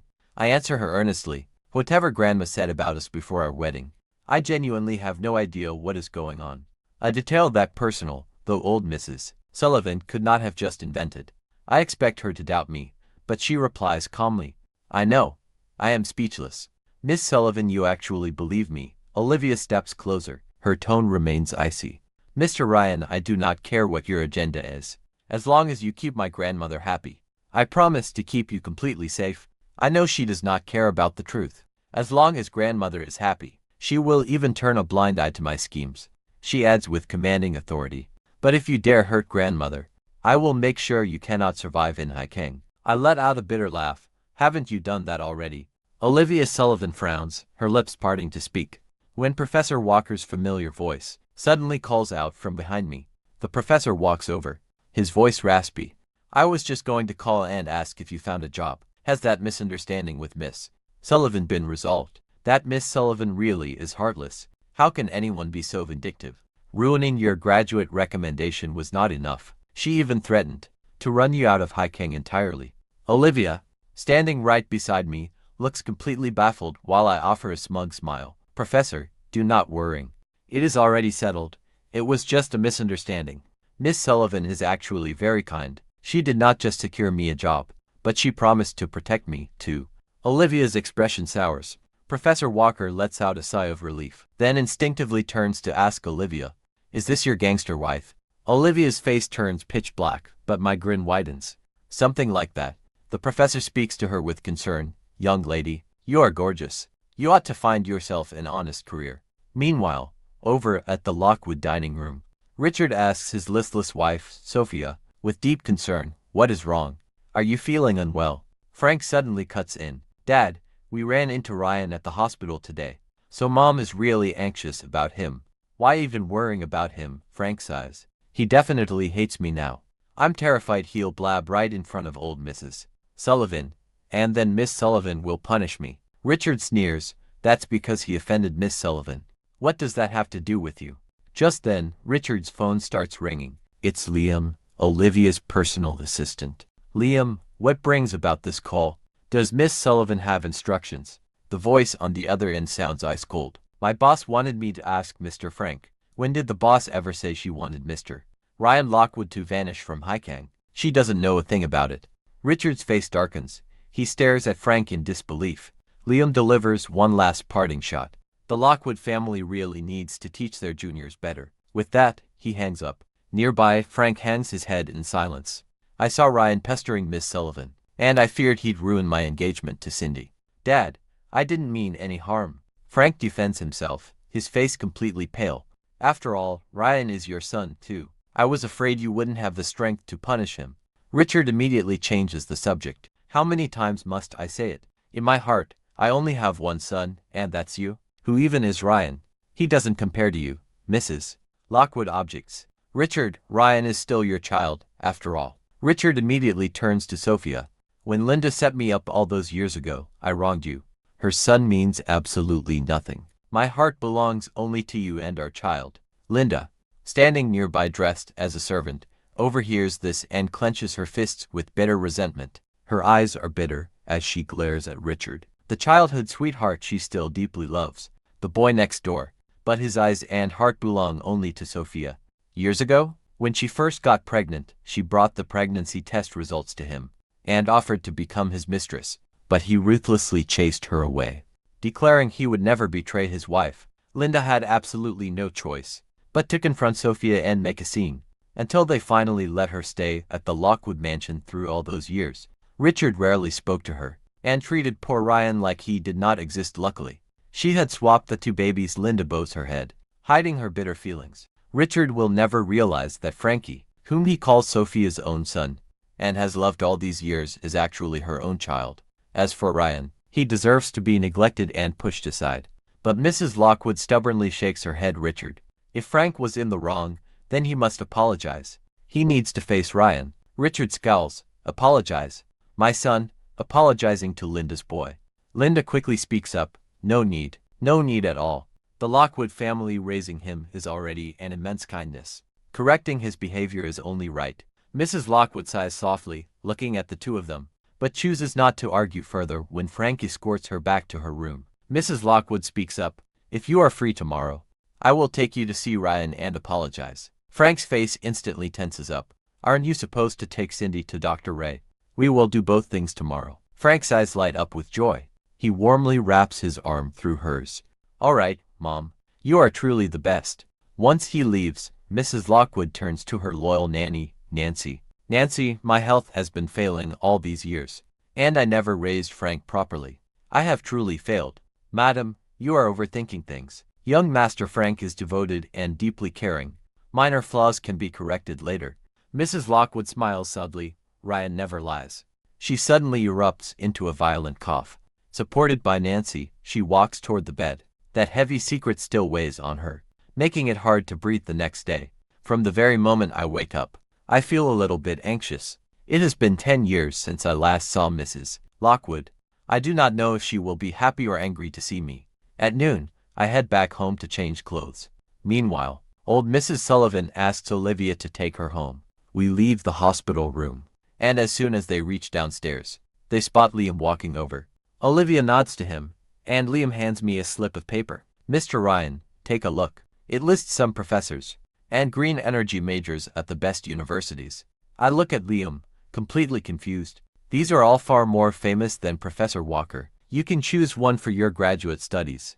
This is the boss's compensation for your canceled grad school recommendation. Mr. Ryan, meeting our boss is actually a huge blessing in disguise. My mouth twitches. No need. So, you want to be Dr. Ray's graduate student? Liam frowns. That is tricky. Dr. Ray is in extremely high demand. A brilliant scholar like him only accepts elite students. You probably will not catch his eye, so you had better not set your goals too high. Worst case, after you graduate, you can try to pursue a doctorate under Dr. Ray. I just look at him like he is an idiot. I turn directly to Olivia. Miss Sullivan, no need to walk me out. I will take a cab home. Olivia stares in the direction I left, then suddenly tells Liam, help him contact Dr. Ray instead. What? Liam is completely speechless. Outside the entrance of the private kitchen restaurant, Mrs. Lockwood arrives early with Frank and Cindy. Cindy pushes open the private dining room door. The first thing she notices is my broad, tall back. I pour tea. Hello, Dr. Ray. I'm Cindy from Sullivan Group. Nice to meet you. I spin around, a smirk playing on my lips. Ryan, what are you doing here? I should be asking you that. I drawl. Cindy's expression turns icy. Relax, I didn't come here for you. Where is Dr. Ray? I stay silent. Mrs. Lockwood steps inside alongside Frank. Seeing me, her eyes fill with tears. You are Ryan. Emotion stirs my chest. Madam, how have you been? I'm great, Ryan. And you Your dad mentioned you got married, Mrs.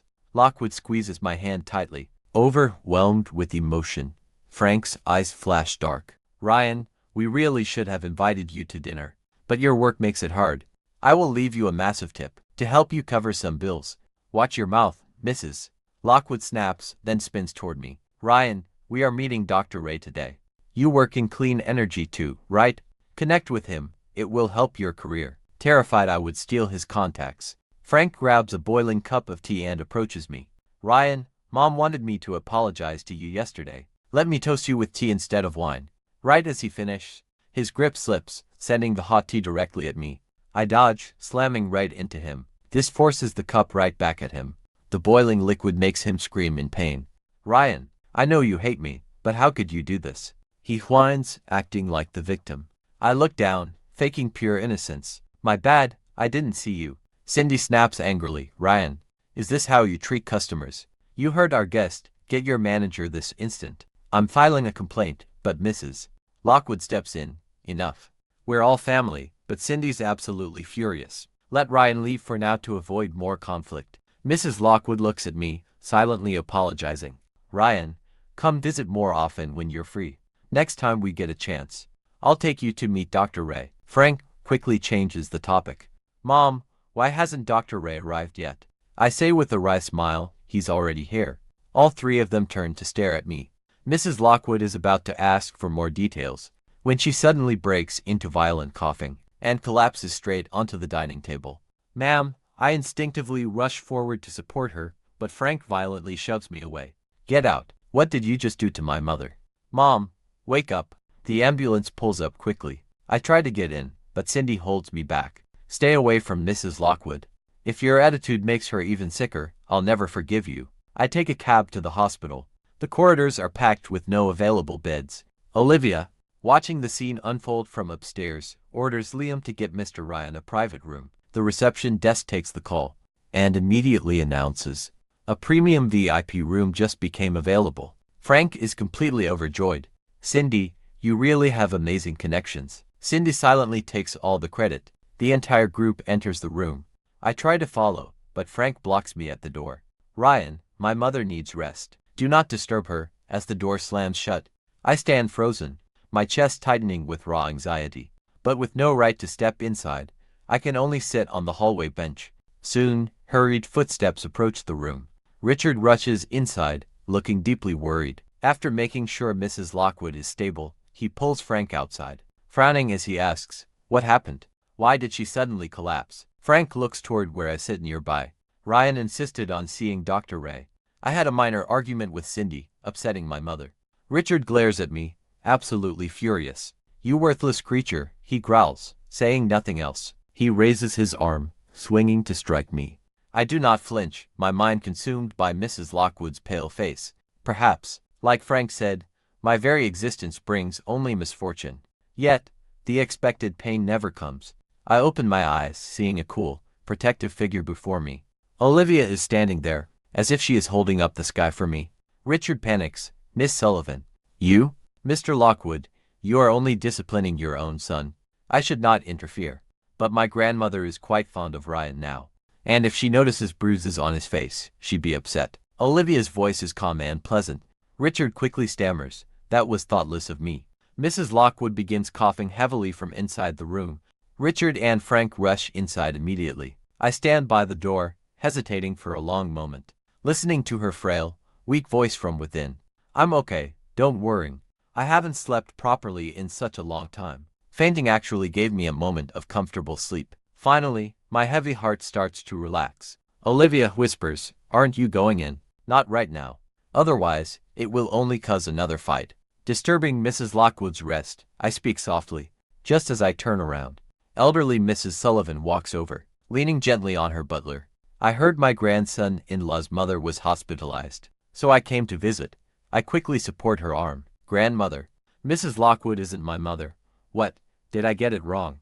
Elderly Mrs. Sullivan pulls out her phone, searches for a photo, and hands it to me. Grandson-in-law, this is what you sent me before, saying it was you, and that your mother is the one in this hospital room, not the one in this photo.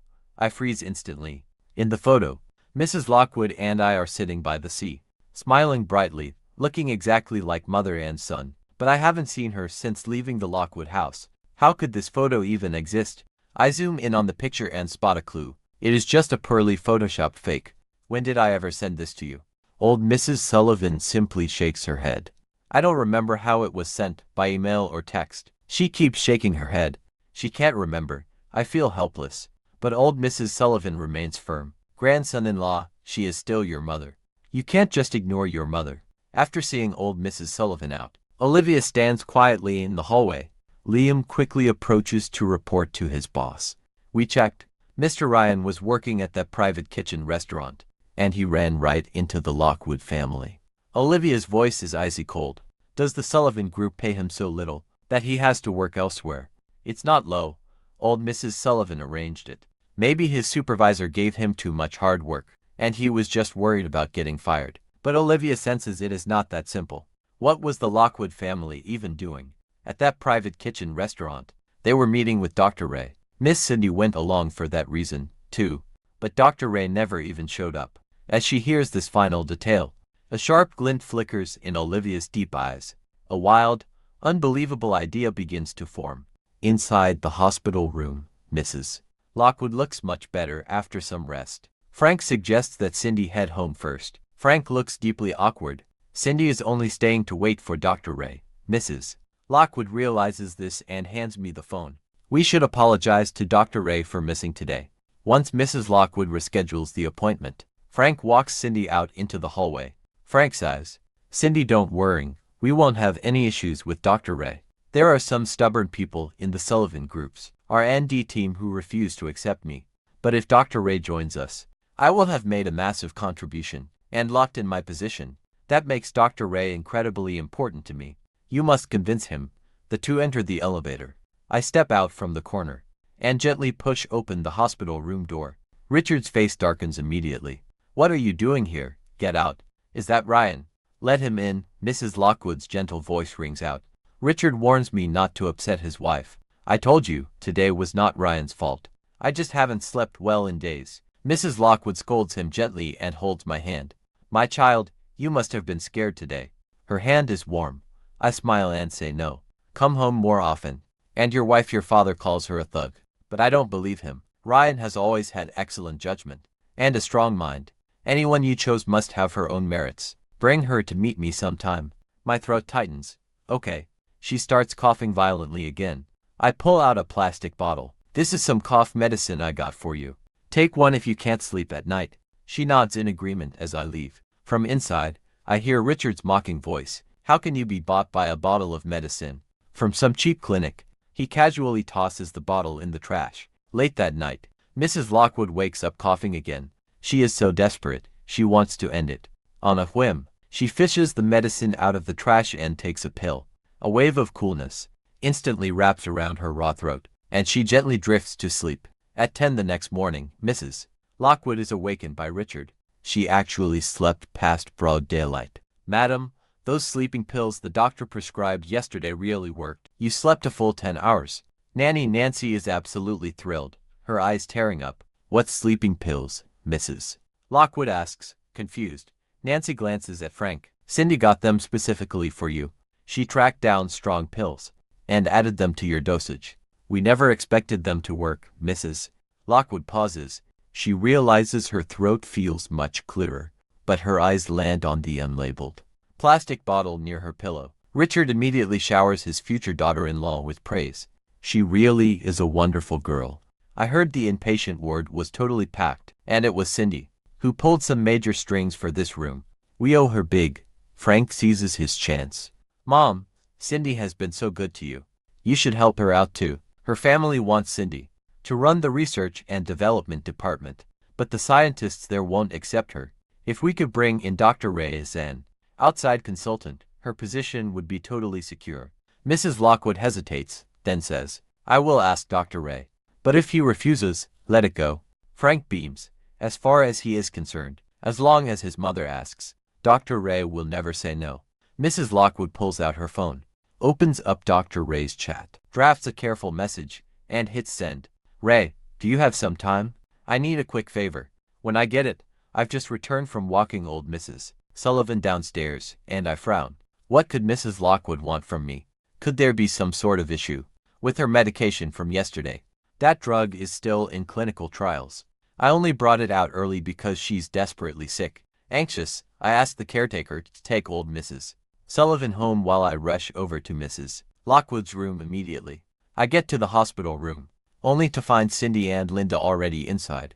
Their happy laughter dies the second I walk in, feeling completely out of place seeing that Mrs. Lockwood is fine. I look down and turn to leave, but Linda pipes up, "Well, isn't this Mr. Ryan? Since you've hitched yourself to old Mrs. Sullivan's wealthy branch, the rest of us aren't worth your time anymore." I try to walk away, but she grabs my arm. "I hear you're busy flattering old Mrs. Sullivan, serving her all night long. You think she treats you like a real grandson? What kind of daydream is that? You're just their little plaything." Frank quickly interjects, "Don't say that. Old Mrs. Sullivan truly values Ryan." Linda scoffs, "What kind of value is that?" "Frank, the way Miss Cindy values someone like you. Now that's what real appreciation looks like." He turns to flatter Cindy. "I heard that yesterday. There weren't any hospital rooms available. Even wealthy families had to wait in line. It was all Miss Cindy's doing. That got Madam into the VIP suite." Cindy looks at me with a modest smile. "Auntie Olivia probably doesn't know about this. Otherwise she would have helped too. I only did what little I could. Even if Miss Sullivan knew, she wouldn't spare a thought for you." Linda mocks me again. "No matter how hard you tried to please them, they still just treat you like a pet dog." I clench my fists, refusing to argue. Outside the hospital room door, Olivia, who has just arrived, hears everything, her face turning icy cold. Liam immediately understands his boss's intent. He clears his throat and walks straight in. "Mrs. Lockwood, I am here for Miss Sullivan, just checking in on you. Is this hospital room comfortable enough for you?" The room falls dead silent. Everyone stares at a stunned Cindy. Linda freezes, then smiles. "Cindy, so this room was arranged through Miss Sullivan. At your request." Cindy's face stiffens, but Liam smiles.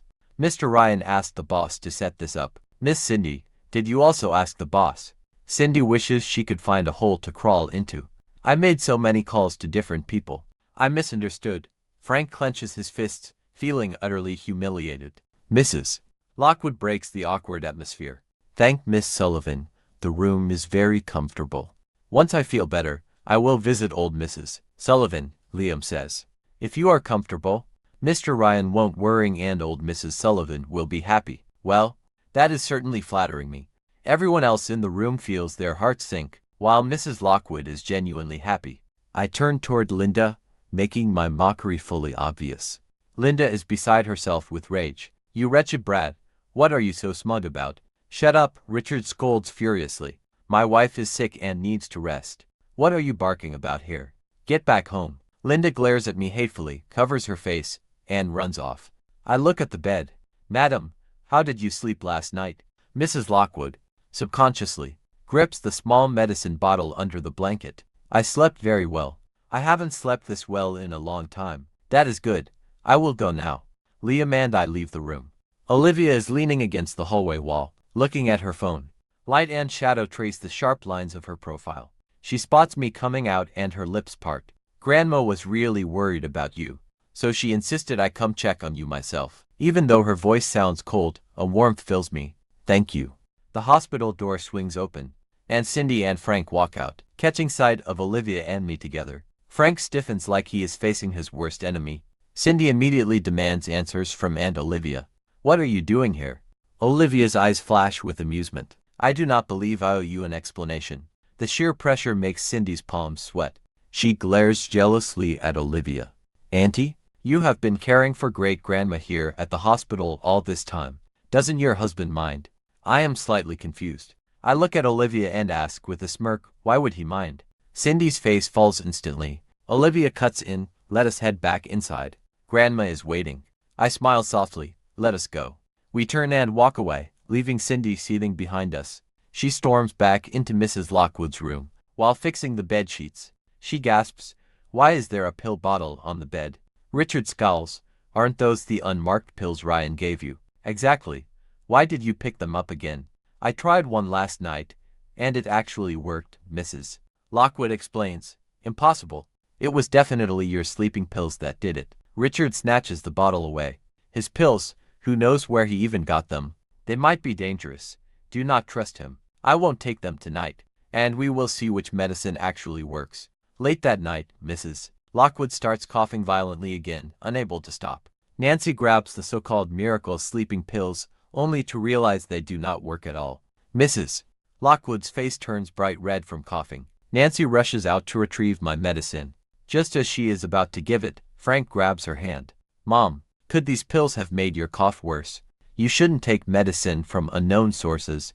Richard fumes as well. Sophia, this Ryan, you treated him so well, and he brings poison to hurt you. Mrs.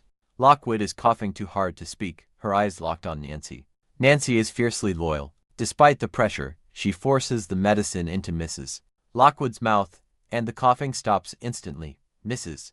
Lockwood lets out a deep sigh of relief, proving that Ryan's medicine works. They step into the outer room, Frank's face going pale. Dad, Ryan actually got his hands on a specialty drug. How could he manage that? Miss Sullivan must have helped him get it. Richard frowns deeply. It seems old Mrs. Sullivan really does value him. Inside the private VIP room, Olivia is chatting with Grandma. What did you have for lunch? Old Mrs. Sullivan thinks for a moment. Orange. No. Wait, it was noodles, you naughty girl, right? Olivia smiles and nods, but her heart sinks. Lunch was rice. Grandma forgot again. Her memory lapse seems to be getting worse. I lazily speak up. Grandma, what color earrings did Olivia wear yesterday? Old Mrs. Sullivan answers immediately. I remember. The naughty girl is so picky. She wore diamond cufflinks yesterday, and the day before, they were blue. I am the one who bought her those blue earrings. I smile softly at Olivia, sharing a knowing look. Grandma remembers the things she truly cares about very clearly. Olivia looks at me, as I sprawl in the beanbag, playing with my phone, my posture relaxed. Knowing my words were meant to comfort her, her anxious heart seems to slowly ease. Old Mrs. Sullivan suddenly laughs. Grandson-in-law, what I just said was correct, right? I nod. Yes, naughty girl. Did you see my grandson-in-law yet? He even remembers your daily outfits.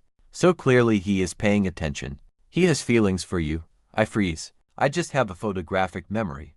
I really did not memorize it on purpose. I am ready to explain. But Olivia just stares at her computer, completely ignoring us. I fail to notice the flush creeping up her ears. I keep researching. Medical files on my phone. The final stage of the Alzheimer's drug still lacks a clear path forward. I stand up to stretch my legs. Just as I head downstairs to walk Kitty, someone taps me on the shoulder. I turn to find Linda's gambling addict brother, my so-called uncle, Larry Ryan. Long time no see. I step back. What are you doing here? I heard you got close to the Sullivans. I have been a little short on cash lately. Could you lend me some money? I sneer. No money. You serve that old hag so well, and she has not given you any cash. I narrow my eyes. Not yet. Maybe she will later. Larry smirks slyly. When that happens, you must lend me some. If you share enough, your uncle can tell you a secret. He chuckles and walks away. I scoff. Right then, my phone rings. I check. It is actually Mrs. Lockwood calling. Meanwhile, in another hospital room, Frank sees Dr. Ray has not replied for ages, and Cindy is pressuring him hard. So he snatches Mrs. Lockwood's phone while she sleeps. In the contacts, he finds Ray and dials. The call connects. I clear my throat. Hello, Mrs. Lockwood. Is something wrong? Frank freezes. I stare in absolute disbelief. He'd never mistake my voice. My heart sinks, my voice growing colder. Frank, what are you doing with Mrs. Lockwood's phone? This is your number. He stammers. What nonsense are you talking? Frank suddenly realizes my nickname is also Ray. Mrs. Lockwood occasionally calls me that. He lets out a huge sigh of relief. Then, Frank's voice turns incredibly vicious. I just wanted to tell you, even if you've latched onto Miss Sullivan through old Mrs. Sullivan, you're nothing but a toy at best. Miss Sullivan has a husband, but I'm different. I'm going to marry Cindy in the future, and become a legitimate son-in-law of the Sullivan family. Congratulations, then. But in elite families, feelings aren't enough. I have Dr. Ray as my ace, so I'll always be undefeated. Hearing this, I instantly hang up. My mouth twitches. Since when did I become Frank's ace? Right after. My Dr. Ray account pings with a notification. It's Frank again. I put him on speaker. Frank's tone is extremely respectful. Hello, Dr. Ray. Sorry to bother you. I'm Sophia's son, Frank. Sullivan Group would like to invite you to join our R&D team. This is also what my mother wishes. Are you interested? I cut him off coldly. I only serve companies under Mrs. Lockwood's name.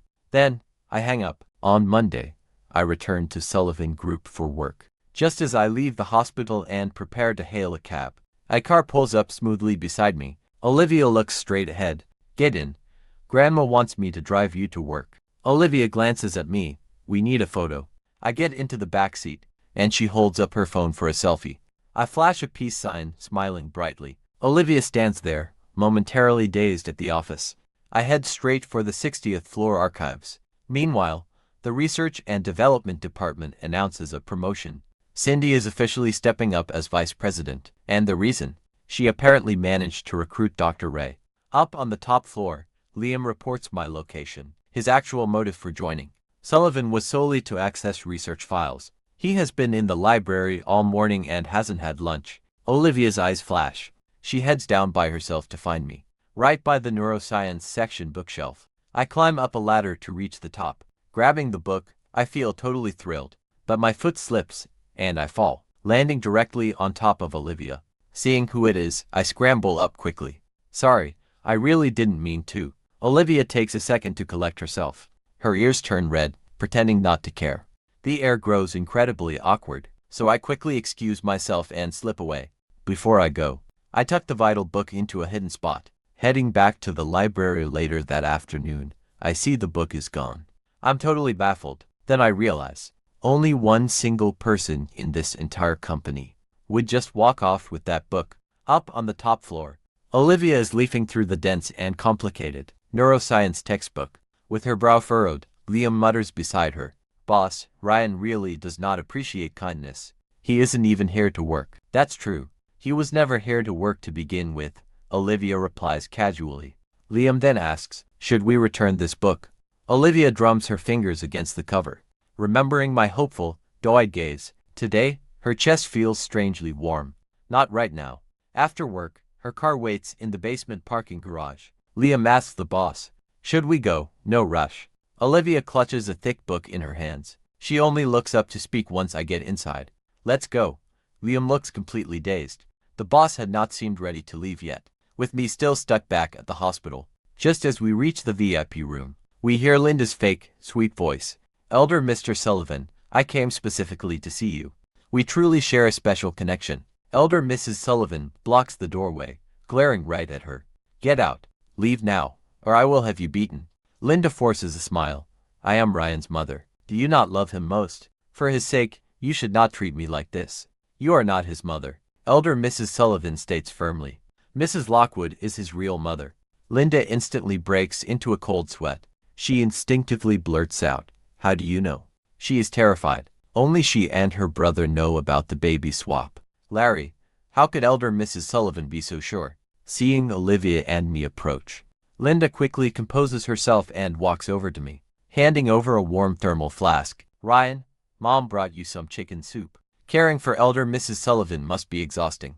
Eat more to recover. I find it mocking. What is it you still want? Those last 2% shares. Elder Mrs. Sullivan values you so highly. If you ask, she will definitely agree. Help your brother. Otherwise, he cannot hold his head up in front of Cindy. My eyes turn ice cold. I will not help. Linda's face freezes. She drops to the ground, wailing, fine. I went through so much to birth you. And now that you have climbed the social ladder, you turn cold and heartless. Everyone, look. My son is an ungrateful brat, despising me just because of my background, wishing I was someone else's grandson. Nurses nearby start pointing and whispering. I watch her, completely numb. The helplessness inside me just keeps growing. Throw all the tantrums you want, but if you disrupt other patients, security will drag you out. I step past her, and Linda snaps. Ungrateful brat. She leaps up and hurls the hot soup straight at me. Watch out. Suddenly, cool hands pull me into an embrace. Olivia shields me from behind, taking the entire scalding impact. My heart stops. I quickly ask, are you okay? I'm fine. Her brow furrows slightly, as she watches Linda run away panicked. Inside the room, old Mrs. Sullivan frantically tugs at her clothes. Olivia, take it off right now. Let me see how bad the burn is. Are there blisters? Does it hurt? Grandson-in-law, come put the medicine on her. Mrs. Sullivan shoves the cream into my hands and kicks everyone else out. I am leaving her to you. And just like that, we are left entirely alone. Olivia whispers, Grandma is just acting up. Should I call the nurse? I'll do it. I step behind her as the twilight glows across her back. Squeezing ointment onto my fingers, I gently apply it. She does not make a sound. Until the cream is fully rubbed in, she adjusts her hair. Mr. Ryan, thank you. You are welcome. You really didn't have to protect me. If you got hurt, Grandma would be devastated. Olivia looks at me with intensity. Have you forgotten that you're my husband now? My heart flutters. Olivia seems different to me tonight. I need to go out. To do what? Get payback. I intend to find Linda. But in the hallway, I spot Frank standing with Uncle Larry. Larry wrings his hands. Dear Frank, I'm a little short on cash. Frank hides his rage. I already handed over your allowance for this month, but I am completely out of options here. If you do not pay me, I will expose everything. Ryan would surely pay a fortune for this. I throw the door open, my voice icy. What truth? Frank jumps back in shock. Ryan, why are you standing there eavesdropping?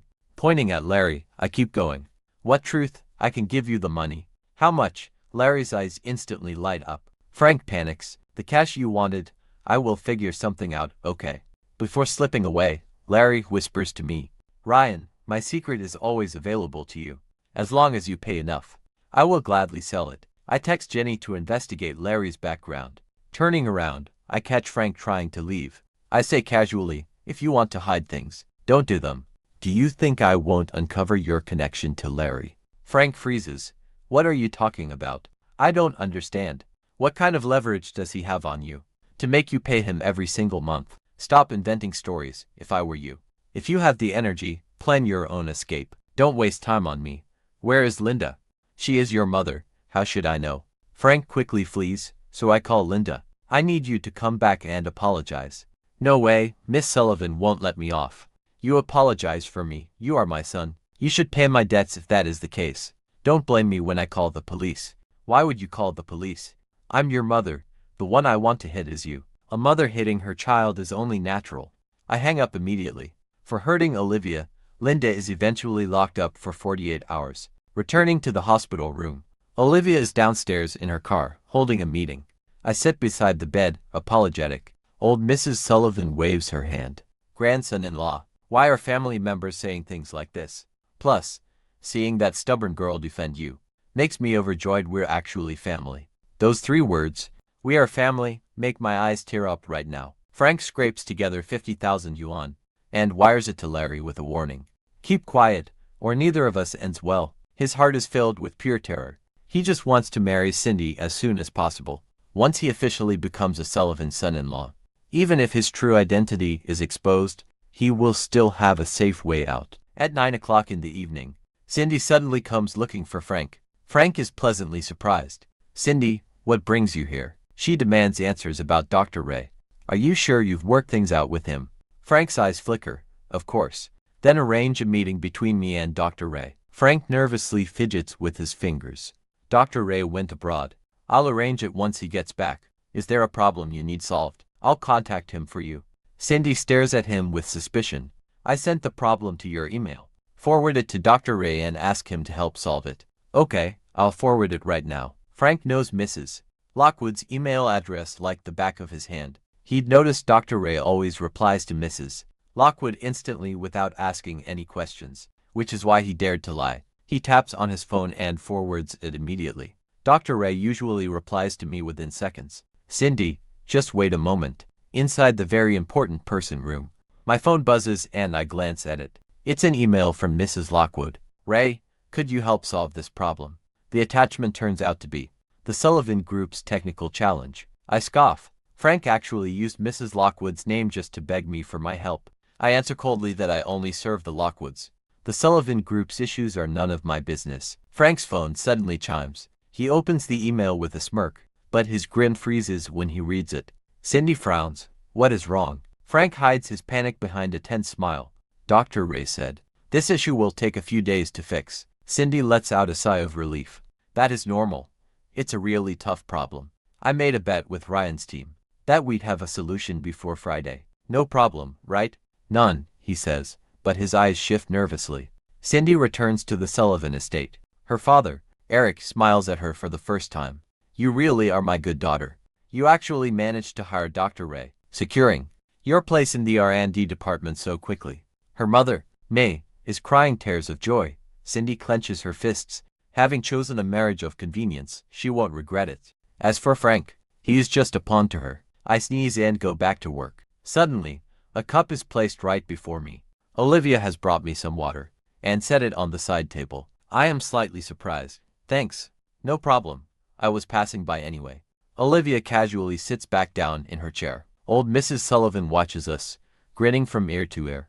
She is already flipping through a dictionary to name her great-grandchild. The next day at the R&D department, Cindy stops me in the break area.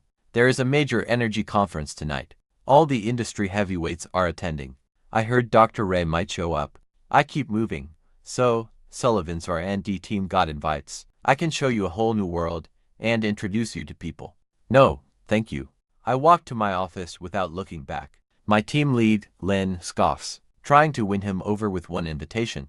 Ryan is not that short-sighted. Cindy replies coldly, you must realize I can offer him better resources. Do you really think just anyone can attend that gathering? At least I can bring him along after work today. Lynn calls me over. There is a corporate event tonight. Come with me. I do not think much of it. I text Olivia to tell her I am working late, then hop into Lynn's car. At the gala entrance, the security guard stops Lynn. Sorry, Miss Lynn. Sullivan Group already submitted their guest list for today, and your name is not on it. Cindy walks out holding a champagne glass, her eyes narrowing. Well, Team Lead Lynn, given Team B's research workload, I assumed you would not come, so I removed you from the registration. It is a bit too late now. You should just leave. Lynn boils with rage. Cindy, that is outrageous. What right do you have to decline for me? I am the vice president of the R&D department. Of course I can make decisions for you. Cindy turns to me. Ryan, do you see? Without my approval, you cannot even walk through this door. I look up calmly. Really? I pull up the digital invitation Jenny sent to my email and show it to the attendant. Can I enter now? The attendant takes one look and respectfully steps aside. Please come in. Cindy's face pales instantly as she stares at the exclusive invitation on my phone. What identity did you use to get this ticket? None of your business. I lock my screen and tell Lynn, let's go. Lynn is thrilled. Once we enter, I start exchanging cards, mingling with industry leaders. Frank and Cindy walk over. Several senior executives spot Frank and immediately crowd him. Mr. Frank, when exactly will Dr. Ray make an appearance? We would love to consult him. Frank enjoys the spotlight, acting humble. Today I am just supporting my fiancé. Cindy uses the opportunity to network. Lynn is pushed to the side, whispering to me that Jenny will arrive later. Do not be shy. Go over and toast her. So many people want to meet her. My mouth twitches. I will introduce you. Lynn thinks I am bragging. Just then, a commotion starts at the entrance. Jenny has arrived. Frank confidently adjusts his suit and walks toward me. Ryan, do you need me to introduce you to Director Jenny? Cindy chimes in with sarcasm. You think Jenny falls for guys with good looks? Countless handsome men have approached her, and she remained completely unmoved by them all. Do not overestimate yourself. This is before he can finish. Jenny sweeps past them like a gust of wind. Under the entire room's shocked gaze, she rushes excitedly up to me. Boss, what are you doing here? The scene plunges the room into dead silence. Frank's extended hand just freezes in midair, his smile not having time to fade. Before freezing into a ridiculous horror, Cindy is even more dumbfounded, nearly dropping her champagne glass. Director Jenny, are you mistaken? Frank stammers. He's Ryan. Just a nobody in our family. Jenny does not even acknowledge him. Her eyes locked solely on me. Boss, I sent dozens of emails begging you to attend. And you always said you were busy. Turns out you came in secret after all. I smile helplessly. I am here with a leader on some private business. Cindy shrieks, her voice cracking. Jenny, you call him boss. Isn't he that cat guy? Ryan, with a thug wife? Jenny turns coldly, her eyes like knives. Miss Cindy, watch yourself. Standing before you is the tech genius your Sullivan Group has desperately been seeking. And the legendary Dr. Ray, who has never shown his face. A quiet gasp ripples through the crowd. Impossible. Frank completely loses his cool, pointing at me and roaring. Dr. Ray has clearly been contacting my mom all this time. How is he that illegitimate son? Ryan, what did you give Jenny to buy her off? I stepped forward, looking at him coldly. Frank, you stole Mrs. Lockwood's phone to send those emails. Did you really think I wouldn't find out? I only serve the Lockwood family. Didn't you just receive that? Frank's face turns instantly pale. His legs give out and he collapses to the floor. Cindy sways unsteadily. Frank looks at me, his eyes filled with regret and disbelief. He always thought I was struggling in the mud, so he tried to humiliate me with 50,000 yuan.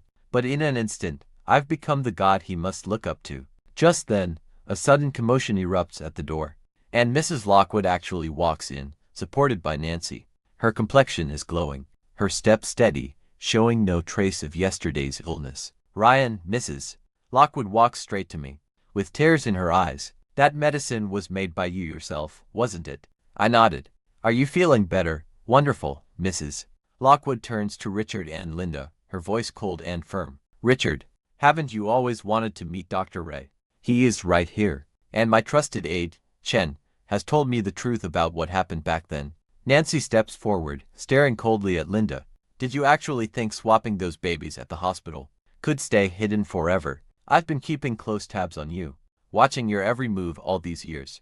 A mother who completely ignores her own son, while showing obsessive devotion to someone else's boy. I knew something was wrong years ago, and I already ran the DNA test. She throws the report down.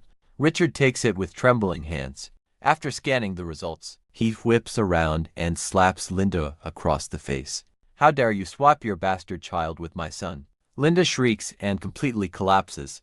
Frank stares at the paper, crying out in absolute despair. No, I am the young master of the Lockwood family. I am the heir. I watch this with cold detachment. Identity, wealth, bloodline, the things that once chained me down, now feel as light as a feather to me. Boss, the car is ready. Jenny reminds me softly. I turn to leave when a soft hand gently takes mine. Olivia has appeared behind me. At some point, she changed into an ink-black dress, the severe burn on her back hidden under the fabric. But the look in her eyes right now has none of her usual coldness. Ryan, she murmurs, with a subtle hint of dependency, something even she doesn't realize. Grandma is still waiting for us back at the hospital. I look at her, and the softest part of my heart is gently touched. Okay, let's go home. As we walk out of the banquet hall, Cindy rushes over, tearful and looking desperate. Ryan, I was wrong. Can we please go back to how we were in college? My steps don't slow, refusing to look back. I throw back a single line. Cindy, you once said that a bastard and a thug are a perfect match. So I think you and Frank, as he is now, are genuinely the perfect match. Behind me, Cindy sobbed in pure despair. Ahead, the dazzling lights of Haikeng glowed. In the quiet car, Olivia suddenly spoke. So, when are you returning that neuroscience book to me? I raised an eyebrow. Are you interrogating me, Miss Sullivan? She quickly turned to look outside. Her ears flushed red. If you, Dr. Ray, ever decide to leave, Grandma will tear the Sullivan group apart. I laughed helplessly. I wrapped my arm around her shoulders. And this time, she stayed put. Relax. Our contract is still valid. And I am not even your husband yet. 3 months later, the day arrived. Our Alzheimer's clinical drug was fully developed. Haikeng saw its first autumn rain. As I stepped out of the lab, I found Olivia waiting at the door, holding a black umbrella, wearing that same black dress she always wore. She looked like she had waited for hours. Soft mist clung to the tips of her hair. Grandma wanted me to fetch you. She spoke in her usual flat voice. Yet, I noticed a subtle shift in her expression. On her normally cold face, her ears blushed red again. I stepped closer, taking the umbrella from her, and pulled her close under it. Miss Sullivan herself came to pick me up. I'm honored. She shot me a glance. She said nothing, but didn't move away. The car rolled toward the Sullivan estate. During the drive, she suddenly spoke up. About that divorce paper. I turned to look. She paused. Her eyes tracked the rain sliding down the glass. Her voice dropped so low. It was almost like a quiet whisper. Grandma shredded it. I froze in shock. Then I smiled. So, what now? Olivia blushed, looking genuinely flustered for once. Grandma said she finally found her ideal grandson-in-law, and won't let us divorce.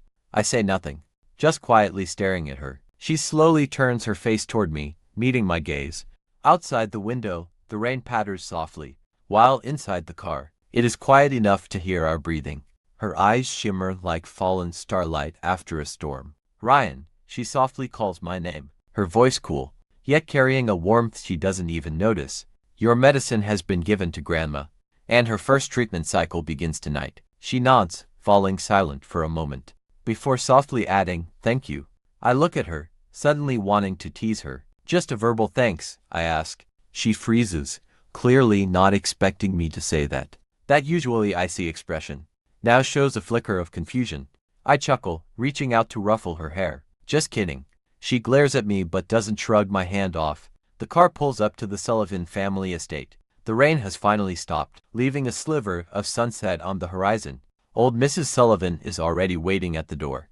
The moment we step out, she greets us with a brilliant, beaming smile. Taking my hand with one of hers, and grasping Olivia's with the other, she quickly pulls us into the house. Hurry, we have been waiting to start dinner. Sitting at the table, old Mrs. Sullivan piles food onto my plate, and then onto Olivia's, muttering warmly, eat up, my dear grandson-in-law. And you too, naughty girl. You both look far too thin.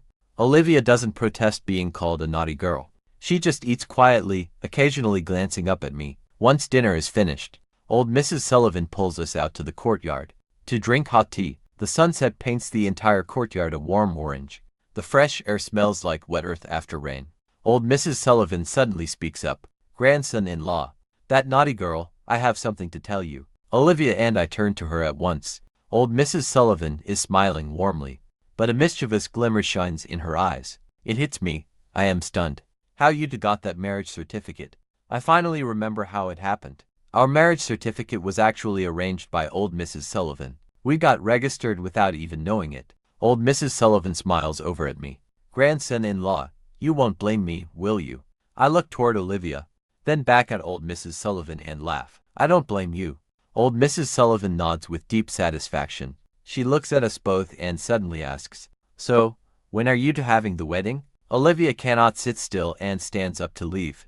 Old Mrs. Sullivan quickly grabs her arm. Where are you running? You are already married. Why so shy? I watch the man smile, suddenly feeling this is the life I always wanted. Olivia finally breaks free from old Mrs. Sullivan's grip, walks over to me, and whispers, let's go. I stand up and bid old Mrs. Sullivan goodbye.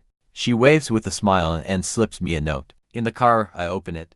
The note reads, grandson-in-law, if that naughty girl bullies you, tell me, and I'll handle her for you. I can't help but laugh. Olivia leans over to look. After reading, she is silent for 2 seconds, then says, Grandma has nice handwriting. I turn and look at her. She meets my gaze and suddenly asks, Ryan, what are you laughing at? I look at her and say, sincerely, laughing at how lucky I am. She freezes. What? Without spending a single cent. I got a wife, I say. Though it was fake, it seems like it's about to become real now. She holds my gaze for a few seconds. Then she glances away, toward the window, but I catch the tiny smile tugging at her lips. The car glides slowly into the deep night. The glowing lights of Haikeng stream past our window. Olivia, I call out to her, are you free tomorrow? She turns back to face me, and I meet her gaze. My eyes soften with a warm smile. Let us rip up that divorce agreement. She goes quiet for 2 seconds. Then she softly hums her agreement. The sound is so light, yet it carries more weight than any promise on earth. Outside, the dark night deepens. But for me, my night is only just beginning.